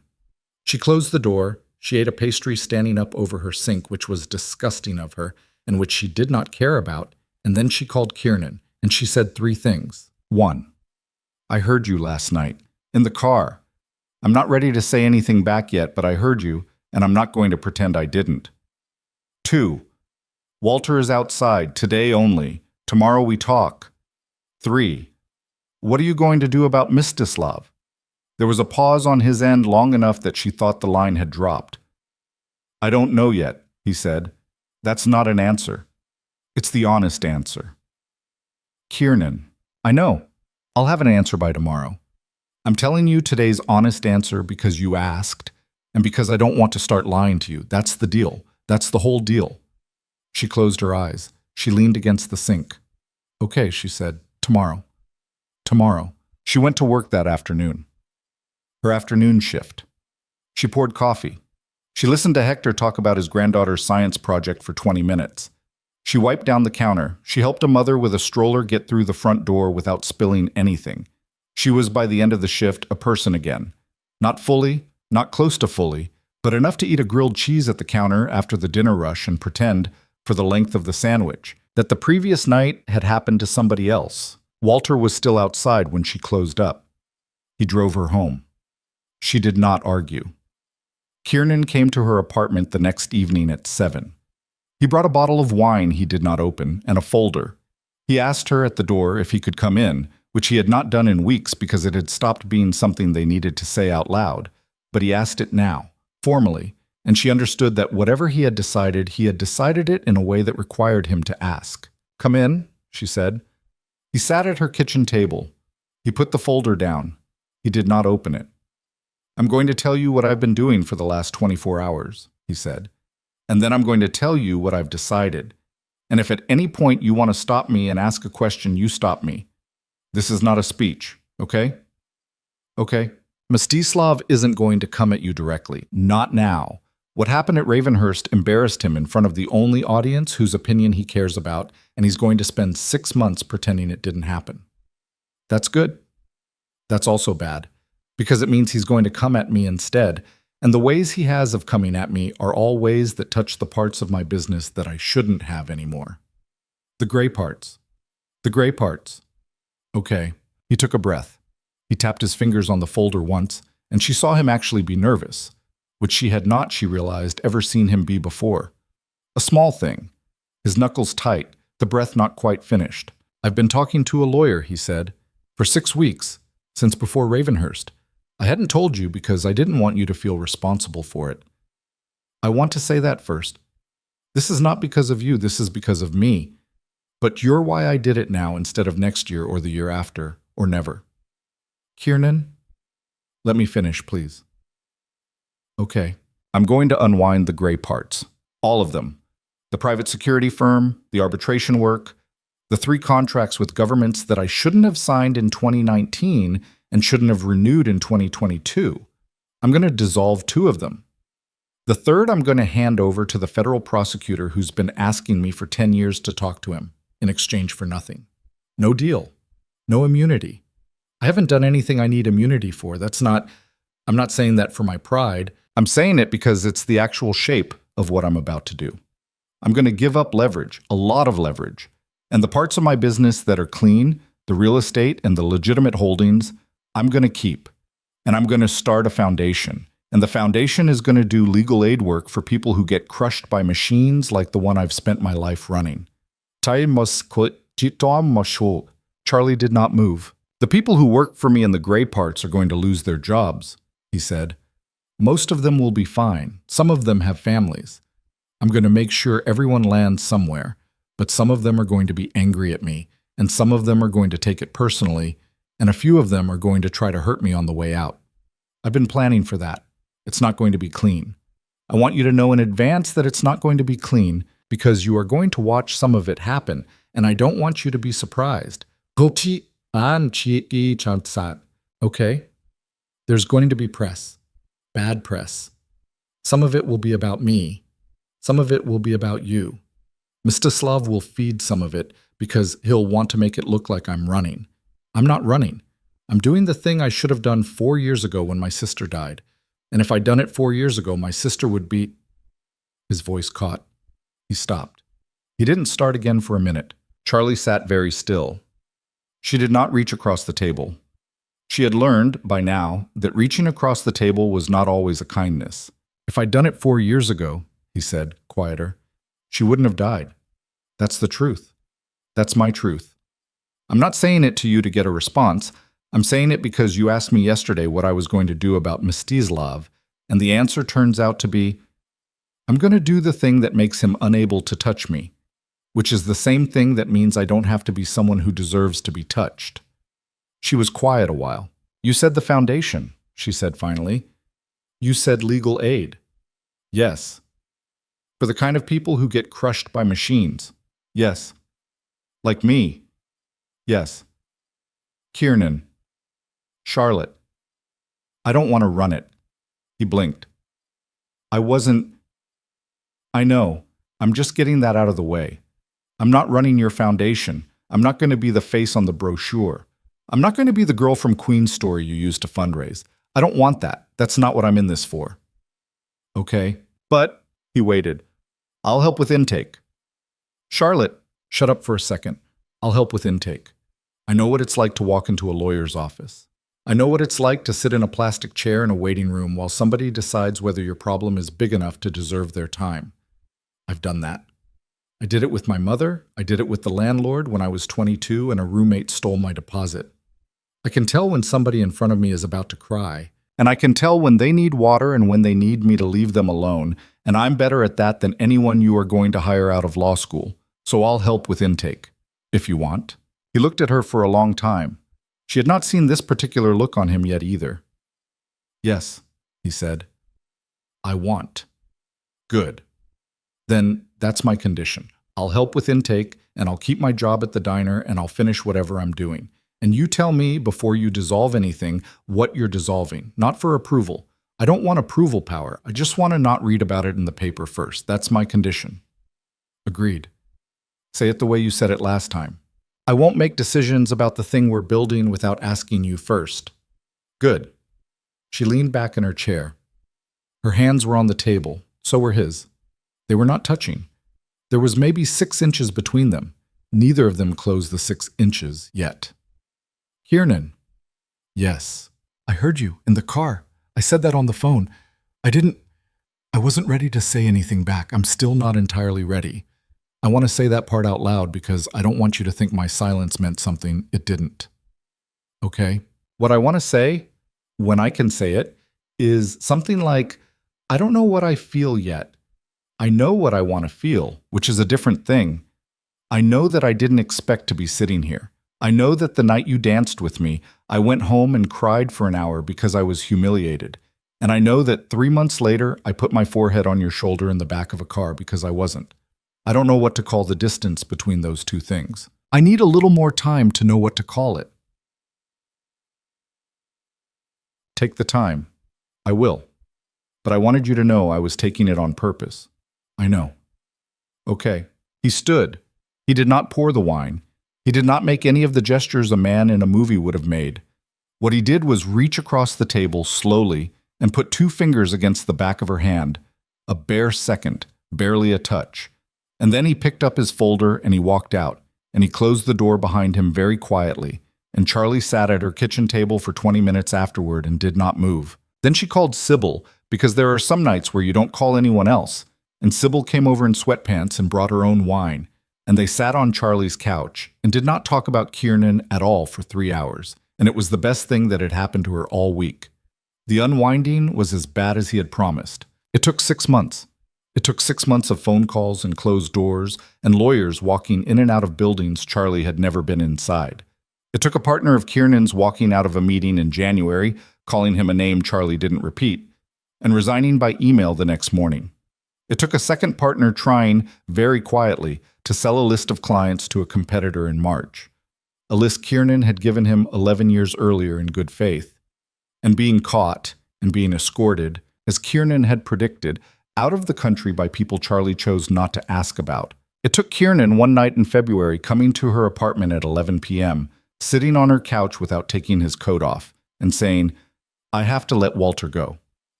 What? Not fire him, retire him. The security division is dissolving. I can't pay him from the clean accounts the way I've been paying him from the other ones. He has a pension. He has it fully funded. I set it up years ago for this. But I have to tell him tomorrow that he doesn't work for me anymore, and I don't... Charlotte, he's been with me since I was 23. She sat beside him on the couch. She did not touch him. He was not crying. Kiernan Dravith was not, as far as she had seen, a man who cried. But there was a thing happening in his face that was adjacent to crying. "Does he want to retire?" she asked. "I don't know. I haven't asked. I was going to ask you first. I know how that sounds. I know it's me asking you to validate a thing I'm already going to do. I'm asking anyway.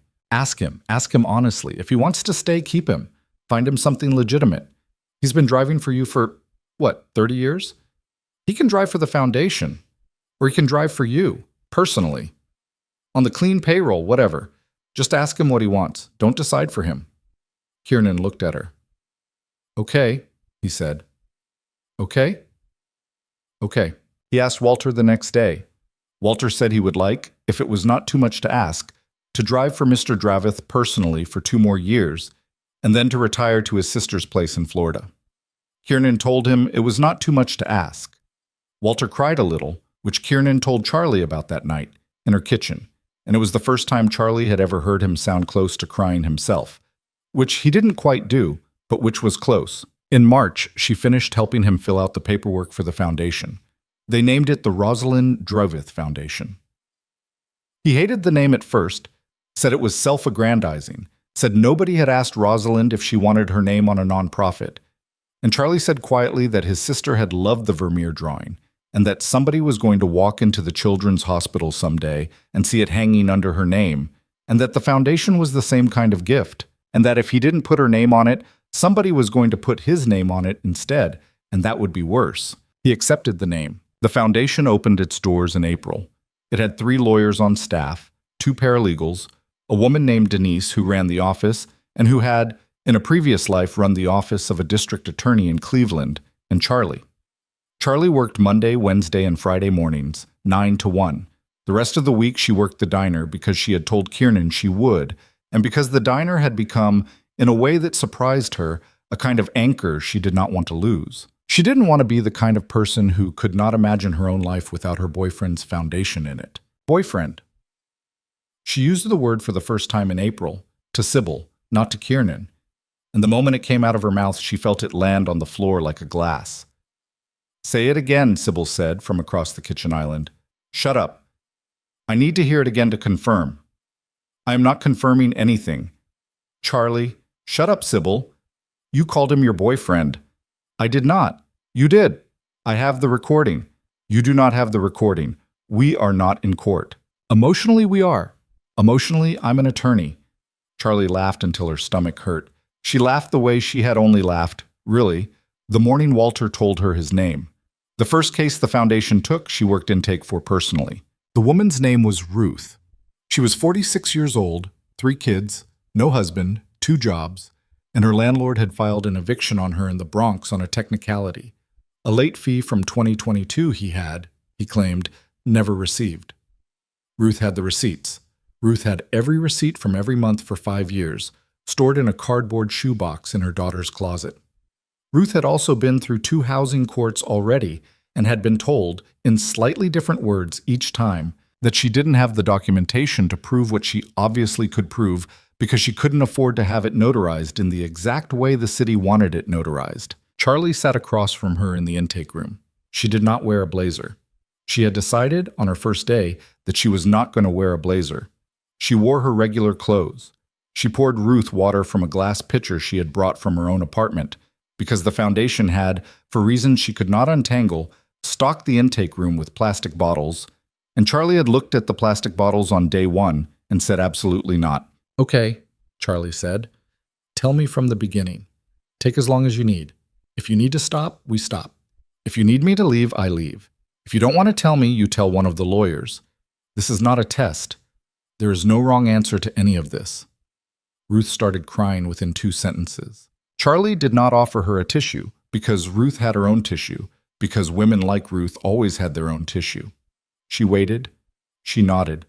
She asked the next question only when Ruth was ready. By the end of the week, the foundation had overturned the eviction. Ruth kept her apartment.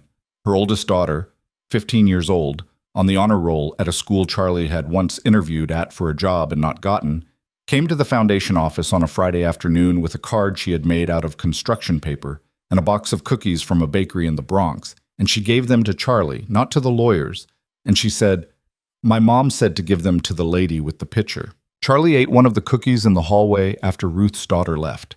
She leaned against the wall. She cried for about 40 seconds, completely silently, and then she pulled herself back together and went to the next intake. That was how the spring went. One family, then another, then 20 more. The foundation did not solve everything.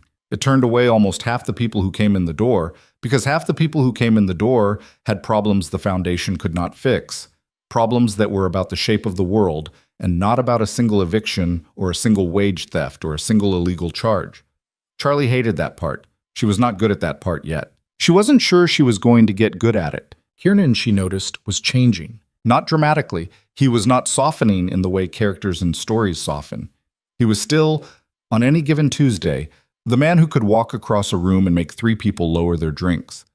But something in the set of his shoulders had shifted. He slept more. He ate at actual mealtimes. He told her one evening in May that he had not taken a Sunday off in 17 years, and that he had, last Sunday, spent 4 hours reading a novel in his library and had fallen asleep halfway through. He said it like he was reporting an illness. She told him it sounded like rest. He said he wasn't sure what the difference was. She told him she'd help him figure it out. He smiled when she said that. Small, real. She kissed him for the first time on a Thursday in June. Not dramatically. There had been no fireworks week, no crisis that had forced the issue. She had walked into the foundation office at 9 in the morning, and he had been there already, standing by the window of Denise's office, reading a letter from a father in Yonkers whose wages had been garnished improperly for 3 years. And he had looked up at her and said, "Good morning," the way he always said good morning.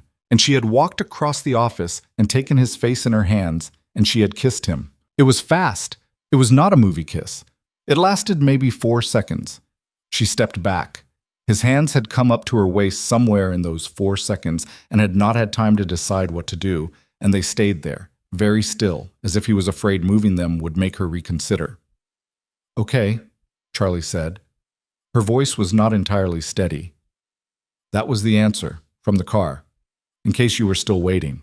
He stared at her. For one long, unguarded second he stared at her, and she saw clearly, saw the way you see a photograph develop, that he had been waiting and that he had been not asking, and that he had decided somewhere along the way to simply let her take as long as she needed and to live in the uncertainty until she didn't. "I was still waiting," he said. "I know. You didn't have to answer today. I know. Thank you for answering. Don't thank me. Just kiss me back." He kissed her back. It was longer. Denise, from 2 doors down the hall, walked past the office, saw them through the glass, did not break stride, and did not mention it for the rest of the day, which was one of the reasons Charlie had liked Denise from the start. The threats did not stop. That was the part of it that was not in any story Charlie had ever read. The dissolving of the gray parts of Kiernan's business was supposed to have removed the threats. It did not. It changed them. In April, somebody set fire to a parked car 2 blocks from the foundation office. No injuries, no witnesses, nothing traceable.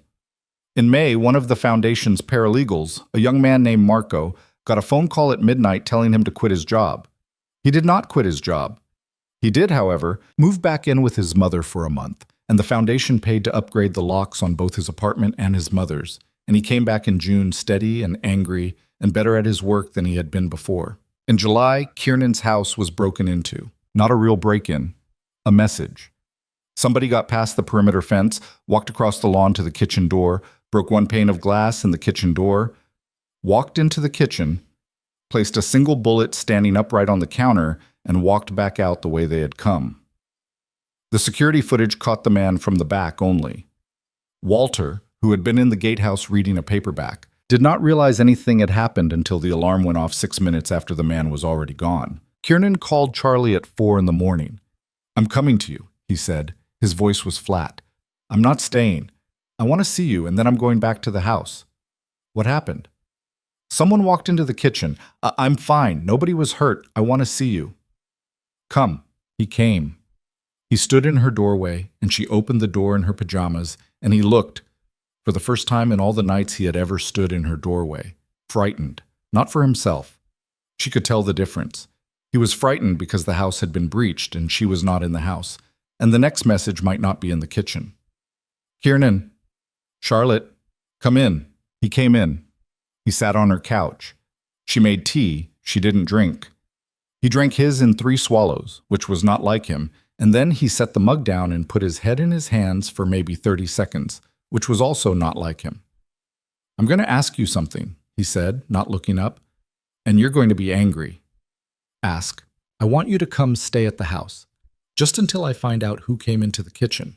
A week. 2 weeks at most. I can't protect you here the way I can there, and I'm not doing well, Charlotte. I'm not doing well at the idea that somebody might decide you are the next message." She was quiet a long time. "You're asking," she said finally. I'm asking you first. I'm not packing a bag for you. I'm not sending Walter up here. I'm sitting in your living room at 4 in the morning asking. That's the deal. I know that's the deal. I'm asking inside the deal." "Okay," she said. He looked up. "Okay? 2 weeks. Not a day longer without a new conversation. I want a desk at the house where I can work.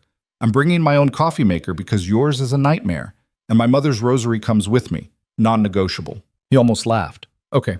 And when the 2 weeks are up, we're going to have a bigger conversation than we've been having because I'm not going to keep having this exact conversation every 6 months for the rest of our lives. We need to decide what kind of life we're going to live. Both of us. Together.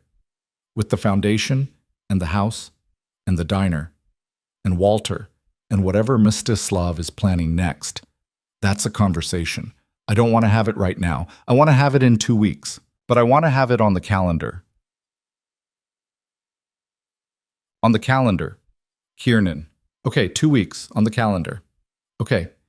She packed a bag, small, the rosary, the coffee maker, which she wrapped in a towel. 2 books she had been meaning to read and had not been reading. A photograph of her mother from before she was sick in a frame. She was careful about the frame. He watched her pack. He did not help. He understood without having to be told that helping her pack would have been wrong. At the door, she paused. She looked back at her apartment.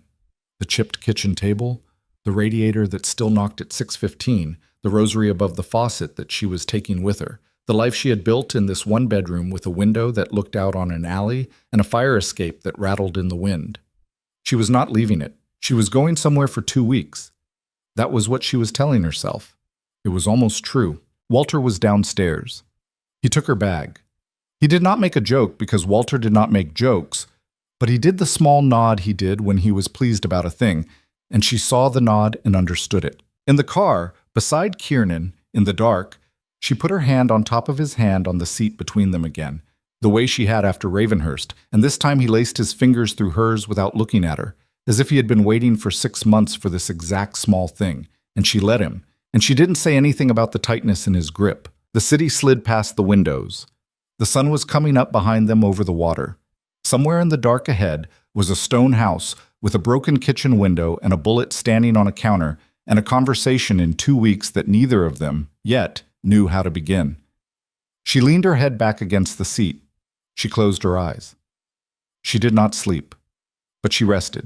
And for the first time in a long time, since before the gala, since before she had ever heard the name Kiernan Dravith, since somewhere in the blurred years of double shifts and hospice bills and invisibility, she understood that resting and sleeping were not the same thing, and that she had finally learned the difference. Part 5 lưu ý.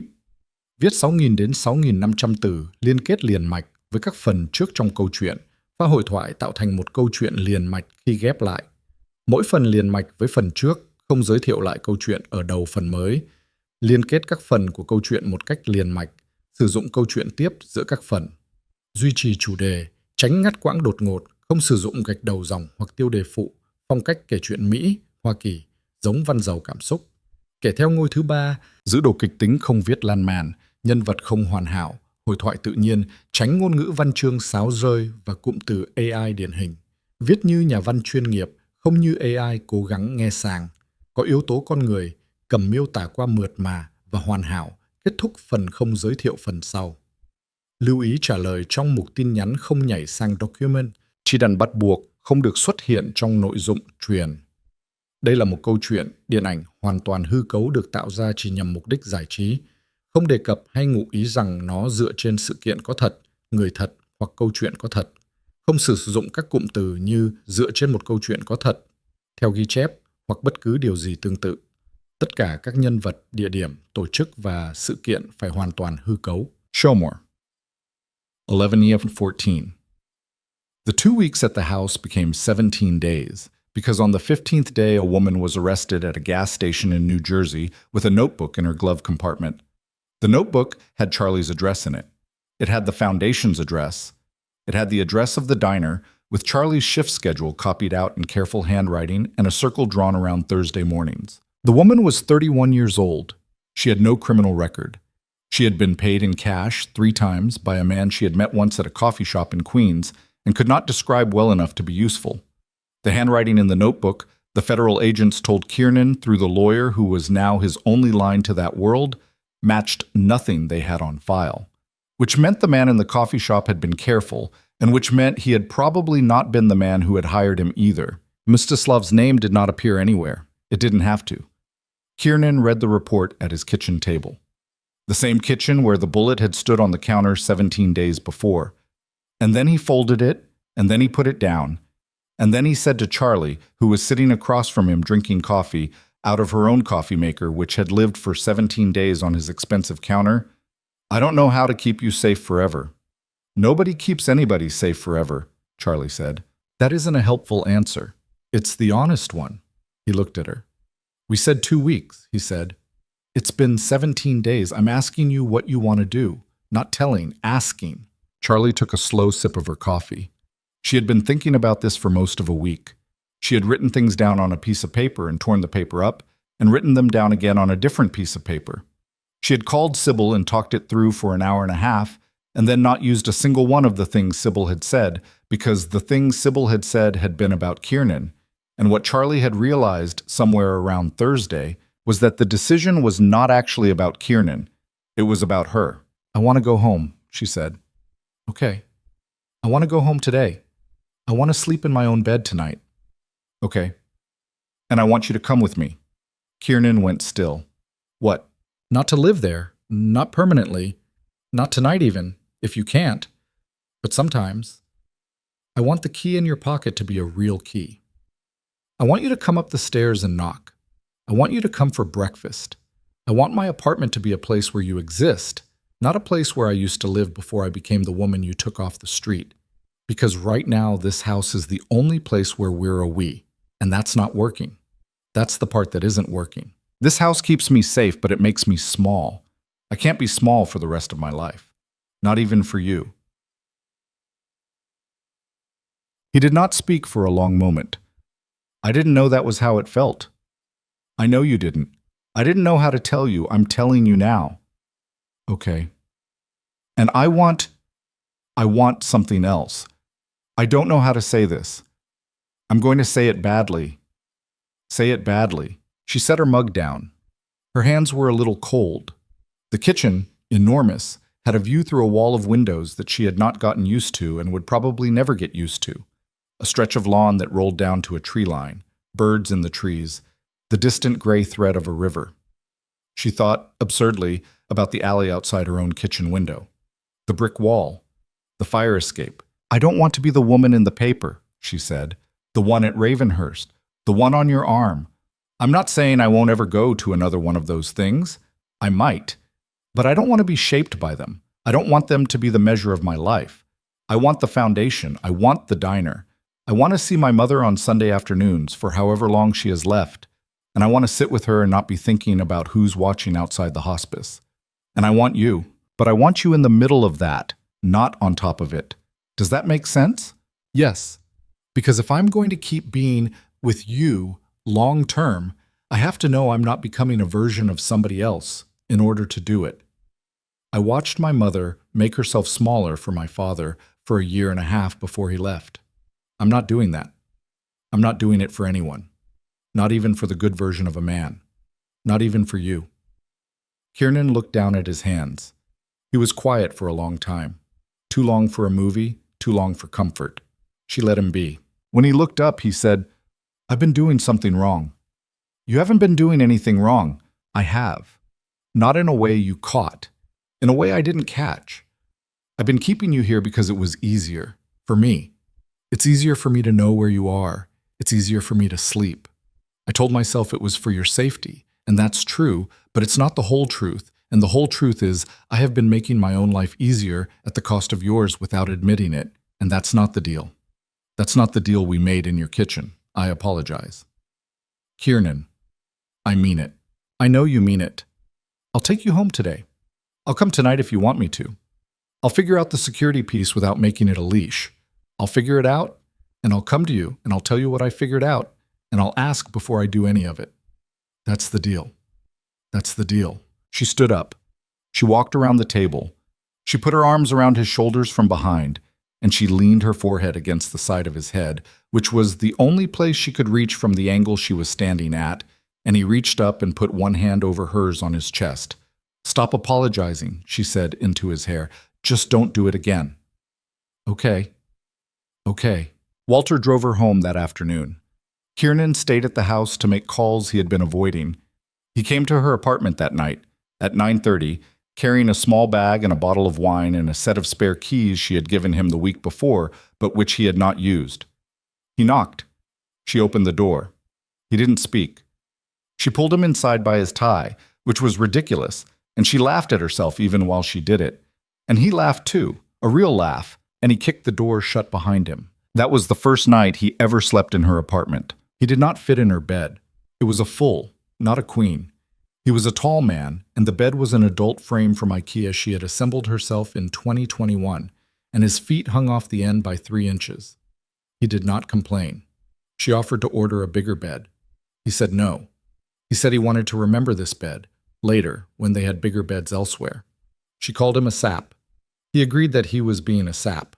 She fell asleep on his shoulder, and he did not move for the whole night. because he was afraid of waking her, and in the morning he had a crick in his neck that made her laugh until she cried. She drove back to her mother that Sunday. Her mother had been declining slowly for months. The hospice had moved her, in July, to a quieter wing where the morphine came more frequently, and the visits had started to feel like sitting beside a person who was already partway gone. Charlie went every Sunday afternoon. She brought flowers that the staff took from her at the door because of the allergy policy. And she brought a paperback she would read aloud from for an hour whether her mother was awake or not. And she brought, every single week, a small battered photograph of her mother at 23, on the day she had bought her first car, leaning against a rusted Datsun with a smile that Charlie had always said was the smile her own face made when it wasn't performing. That Sunday, her mother was awake. Her mother was awake, and she looked at Charlie in a way she hadn't looked at her in weeks. The kind of look where Charlie could tell the look had found her, specifically, and not just the general outline of a daughter-shaped figure at the bedside. "You look different," her mother said. Her voice was very small. It hadn't carried in months. Charlie leaned in to hear it. "Different how, Mama?" "Less tired." Charlie felt her throat close. "I've been sleeping a little better."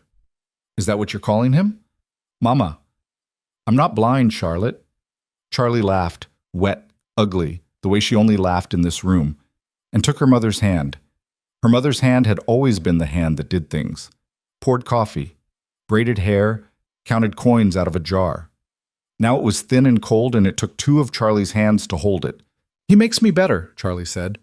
"That's the best way I can explain it. He doesn't make me safe. He doesn't make me richer.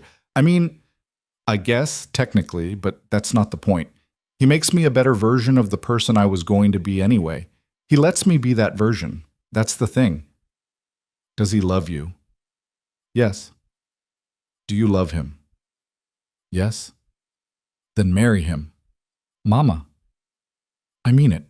Before I go, I would like to see it. I would like to not worry about it." Charlie bent her head down over her mother's hand. She pressed her mouth to the thin wrist above the IV line, and she did not cry because her mother hated when she cried. And she said into her mother's wrist, "You don't have to worry, Mama. I promise. I'm going to be okay. I'm going to be better than okay, even when you're not here. Especially then. Because you made me the person who can be." Her mother did not answer. She had drifted again. Her hand was still in Charlie's. Her mother died on a Tuesday in September. It was quiet. The hospice called Charlie at 6 in the morning. Charlie was at the apartment. Kiernan was there too. He had started spending nights there 2 or 3 times a week, and Tuesday was one of his nights because Tuesday was the night the foundation did not have a late intake. And when the phone rang, he was already awake, reading email in the kitchen in a t-shirt and sweatpants he had started keeping at her place. Charlie took the call. She said okay 3 times in a row. She hung up. She stood in her bedroom doorway in her pajamas, and she looked at Kiernan, and she didn't have to say anything because he had already set down the phone in his hand and stood up from the kitchen table, and he crossed the apartment in 6 steps and pulled her against him. And that was how she cried, for the first time. The full cry she had been holding for a year, against his t-shirt, in her own kitchen, with the refrigerator cycling behind them, and the radiator upstairs knocking through Mrs. Petrosian's pipes. He did not say any of the useless things. He did not say she's in a better place. He did not say she's not suffering anymore. He did not say anything at all. He held her. He put one hand on the back of her head and he held her, and when her knees gave a little, he held her harder, and he stayed on his feet so she didn't have to. He handled everything she couldn't handle that morning. The hospice, the funeral home, the call to the pastor at her mother's old parish. Charlie sat on the kitchen floor. She had slid down the cabinets at some point, and he had joined her on the tile, still holding her. And he made the calls with one arm still around her, and he did not once, make a decision she had not already given him a nod for. Even inside her grief, he checked. He whispered the question. She nodded. He made the call. He whispered the next question. She nodded. That was how they moved through the morning. He did not take over. He did not become the strong one. He was instead a hand on her back through every single tiny, horrible phone call. And she understood, sitting on her kitchen floor with her eyes burning and her mother's rosary in her free hand, that this was, maybe, the actual deal. Not the gala, not the auction. This. This quiet Tuesday. This was what she had said yes to, without knowing it yet, on a stone step in February. She buried her mother on a Friday. Sybil came. Walter came, which Charlie had not expected and which made her cry again, right there in the church pew. Kiernan sat beside her and held her hand and did not let go for the whole service. Two things happened after her mother's funeral. The first was Mstislav. He was indicted in October. Not because of Kiernan, not directly. He was indicted by the Southern District of New York on wire fraud and money laundering charges that had been quietly assembling for 4 years, and the investigation was not connected to any of the gray businesses Kiernan had closed, which was a small professional pride for Kiernan and a practical mercy for everyone else. Mstislav's name disappeared from the papers in New York within 6 months. He moved to a country with no extradition treaty. Charlie did not know, and did not ask, whether Kiernan had made any phone calls that had helped that timeline along. She decided, somewhere in November, that there were parts of Kiernan's old life she was not going to excavate. Some of them she needed him to handle without her. Some of them he needed to handle without her, too. That was a condition they had never written down, but had come to anyway. The second was Kiernan. He waited, she realized later, a full 11 months after her mother died. Not because he didn't want to ask sooner, because he was determined in a way that was very Kiernan and that she would not have agreed to if he had asked her opinion about the timing, not to ask her any big question within a year of her loss. He thought grief and big questions did not belong in the same room. He was half right about this. Charlie thought he was half wrong. She let him have the half right, because it was the part he needed. He asked her the following August, on the anniversary of her first kiss at the foundation office. He did not do it at the house. He did not do it at the Ashmont. He did not do it at any of the rooms she had, over the previous 2 years, been afraid of. He did it in her apartment, which she still kept, which she still worked from on Tuesday mornings, which she had started to think of as home in a way that had finally settled into her chest. At the chipped kitchen table where they had made all of their real decisions. He cooked dinner. He cooked badly. The pasta was overdone, and the sauce was from a jar because Kiernan Draveth apparently could not cook sauce from scratch, which Charlie discovered that night, and which she found so genuinely delightful that she laughed in his face. She was still laughing when he took a small box out of his pocket. She stopped laughing. Charlotte, Kiernan, I'm going to ask you something. You can say no. You can say yes. You can say not yet. You can say, let me think about it. I'm going to say what I want to say first because I've been rehearsing it for a month and I'd like to say it out loud before I lose the nerve. Okay. He opened the box. The ring was not enormous. That had been deliberate. He had told her, months earlier, casually, over breakfast, in a conversation she had thought was hypothetical, that he thought a ring should fit on the hand of the person wearing it and not on the ring finger of somebody else's idea of a wife. The ring in the box was a narrow band with a single stone, not tiny but not showy, and the setting was clean enough that Charlie could see it would not catch on the apron she tied around her waist at the diner 3 mornings a week. She did not cry. She would cry later. At that exact moment, she was too focused. I'm not asking you because I need you, Kiernan said. His voice was low and careful, and she could hear him fighting to keep it steady, which he mostly succeeded in doing and mostly didn't. I don't need you. I'm alive. I'm clean. I'm not running from anyone. I'm asking you because the version of my life that has you in it is better than any other version I can imagine. And I'm asking you because it has been 2.5 years, and every single day has made me more certain and not less. I'm asking you because you told me in your kitchen, a long time ago, that I was not allowed to make decisions about your life without asking you first. And this is the biggest decision I could imagine, and I'm not going to make it for you. I'm going to make it with you. If you say yes, I don't want anything from you that you don't want to give. I don't want your name if you don't want to change it. I don't want a big wedding if you don't want one. I don't want the diner to go away. I don't want Sybil to stop being your maid of honor. I don't want your apartment to stop being our apartment. I want to marry you if you want to marry me. That's the whole thing. He ran out of breath at the end. He looked for a split second before he made his face do what he wanted it to do. Actually, young. Like a version of himself that predated any of the rooms he had ever had to walk into. Charlie looked at him. She looked at the ring. She looked at the pot of overdone pasta on the stove. Yes, she said. Yes, yes, I'm not. Kiernan, I'm not going to do the thing where I make you work for it. I'm not going to pretend I have to think about it. I thought about it 6 months ago. I thought about it when you slept on my couch for a week after I got the flu and made the foundation run from my kitchen table. I thought about it when you called me from Milan at 2 a.m. because you saw a painting that reminded you of my mother and you didn't know how to feel about it. Yes. Yes, I want to marry you. Yes. He put the ring on her finger himself. His hands were steadier than she expected. Hers were the ones shaking. When it was on, he looked at her hand on the kitchen table, her hand, with his grandmother's ring on it, on the chipped formica.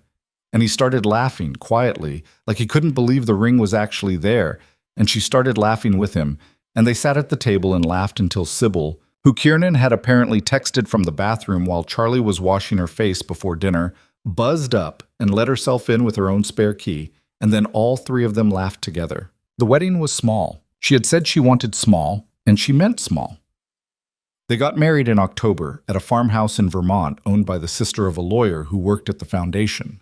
The sister had offered the farmhouse, for the weekend, for free, for reasons that Charlie never fully figured out, and Kiernan declined to explain past a shrug. The ceremony was on the back porch. There were 18 people. Sybil was the maid of honor. Walter, who had retired to Florida in the end, and who had flown up on a Tuesday red-eye because he would not have missed it, was the one who walked Charlie out onto the porch because Charlie's father was not there, had not been there, and Walter, by then, was a better answer to that question than anyone else. Kiernan's mother was there. She had been there throughout, a small, quiet, formidable woman who had met Charlie for the first time in a hospital waiting room 3 weeks after the break-in at the house, and who had said, after 30 seconds of looking at her, "You're the one. Good. About time." That was the whole of the vetting. Kiernan's mother had hugged her once, firmly, and had then gone back to her book. At the wedding, she wore a navy blue dress, and she did not cry because she wasn't a crying person, but she sat in the front row with her hand curled tightly around the hand of the foundation's office manager, Denise, who had become her unlikely Tuesday night dinner friend somewhere around Charlie's second month at the foundation. Charlie's mother was not there. She was not, and Charlie had not pretended otherwise. But Charlie wore her mother's earrings, small gold hoops from the thrift store on Roosevelt Avenue. Her mother had worn them for 20 years. They did not match the dress, and Charlie did not care. The dress was not borrowed. That was, she realized on the morning of the wedding, the single largest change in her life from the night of the Ashmont Gala. Not the ring, not the foundation, not Kiernan in the next room drinking his coffee the way he drank it, but the dress. The dress was hers. She had bought it. She had not let him pay for it. She had not let anyone pay for it.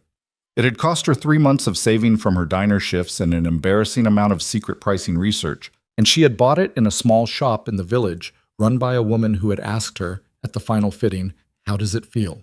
And Charlie had said, truthfully, "It feels like mine," and the woman had said, "Good," and that had been that. The ceremony was 15 minutes.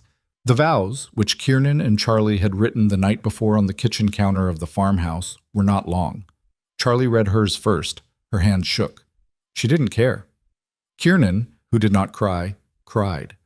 Charlie watched him cry and didn't tease him about it until the reception, when she teased him about it extensively in front of Walter, who laughed so hard he had to sit down. She said the important thing near the end of her vows. She had written it down because she had not wanted to lose it. "I did not walk into that ballroom 2.5 years ago looking for you. I walked in looking for one night that wasn't mine because I was tired and I was scared and I wanted to feel, for a few hours, like the world was a place I could fit inside. You saw me, and you did not save me. I want to say that out loud because people keep saying it, and it isn't true. You didn't save me. You made a room where I could save myself. That's different. That's the whole difference. I'm choosing you now, in this room, in front of these people. And the choosing is the thing, not the saving, the choosing. For as long as I live, Kiernan, that is what I am promising you." Kiernan said his next. He looked at her the whole time he said it. He did not look at the lawyer's sister officiating. He did not look at the guests. He looked at Charlie, and he said, "I have been, most of my adult life, a man who is good at rooms. I was good at being the most dangerous man in a room. I was good at being the quietest. I was good at being the one you didn't want to cross. I was not good, Charlotte, at being a person in a room with another person. I did not know how to do that. You taught me. You taught me by refusing to be anything smaller than yourself. You taught me by walking back to your kitchen and making tea out of tap water, and telling me you had conditions. You taught me by picking a drawing up out of a man's hand and donating it in front of 300 people. You taught me by saying, "Come in, it's cold." I'm not promising to be a better man. Better is other people's business. I'm promising to be a man who keeps trying, who shows up, who asks before he decides, who lets you keep the apartment, who sleeps with his feet off the end of the bed forever, if that's what it takes. That is what I'm promising, for as long as I live. That's all of it. They did not write to have and to hold. They did not write any of the words that had come out of books neither of them had read. They said what they had come to say. They kissed. Sybil made a noise like a tire being punctured, and everybody laughed, and somebody played music on a speaker that was not a professional speaker, and they danced. The two of them, on a back porch in Vermont, in October, with a cold wind coming down off the mountain, and Kiernan, who still did not dance well, and Charlie laughed at him the whole way through. Afterward, they stood out on the porch by themselves. The guests were inside. There was cake. Sybil was shouting about something. Walter was eating a second piece of cake, and Kiernan's mother was trying to pretend she was not also eating a second piece of cake. The light inside the farmhouse was yellow, and the light outside was gray-blue, and Charlie had her arms crossed against the cold, and Kiernan draped his jacket around her without being asked. "Ask," he said quietly. "Ask what?" "Whatever you're thinking, you have your ask face on." "I don't have an ask face." "Charlotte." She laughed. She did have an ask face. She had learned, over the previous 2 years, that Kiernan read her better than she read herself on most days, and there was no point pretending otherwise. "I was thinking about the first time you said my name," she said. "At the dance." "At the dance?" "I remember. I didn't think I was going to survive that night." "I know. I don't just mean the humiliation. I mean, I wasn't sure sometimes in those years whether I was going to keep going. I was very tired. I don't talk about that part. I don't think I ever have.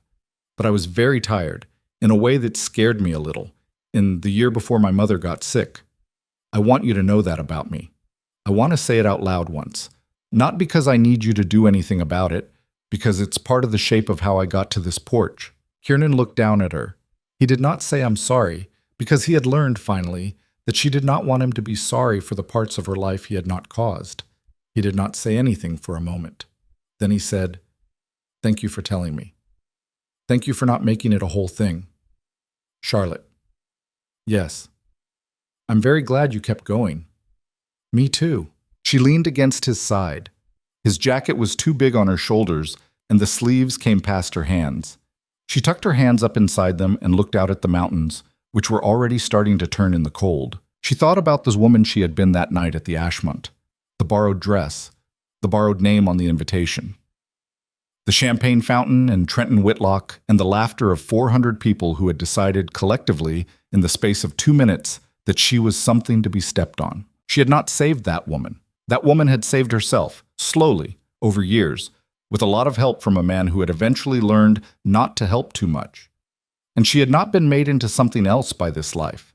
She had been the same woman the whole time. She had only grown bigger inside her own outline. She was 26 years old. She would work at the foundation on Monday morning. She would pour coffee at the diner on Tuesday morning. She would be married by then for 3 days. The ring on her finger felt already like it had always been there. Inside, Sybil was shouting her name. "They want us for photographs," Kiernan said. "Then let's go do photographs." One more minute. One more minute. He leaned down and kissed the top of her head, above her mother's earrings, and they stood there for the minute. The wind came down off the mountain. Somewhere inside, Walter was laughing. A dog barked in somebody's field across the valley. Charlie thought, briefly and without drama, that a lot of things in her life were broken when she'd started, and that some of them were still broken now, and that marriage was not going to fix them either, and that was all right. She was not looking to be fixed. She was looking to live. She had done the work of becoming a person who could live, and now she was going to. She took Kiernan's hand. They went inside. The door closed behind them, and the kitchen light spilled yellow out onto the porch for a second through the window. And then the curtain shifted in the draft, and the window went dark, and the porch was empty, and the wind pulled at the railing, and the mountains held the last of the evening light in their upper slopes, and then gave it up to the sky. A life, begun in a ballroom, ended up on a porch in Vermont. Not ended. Begun again. Just begun.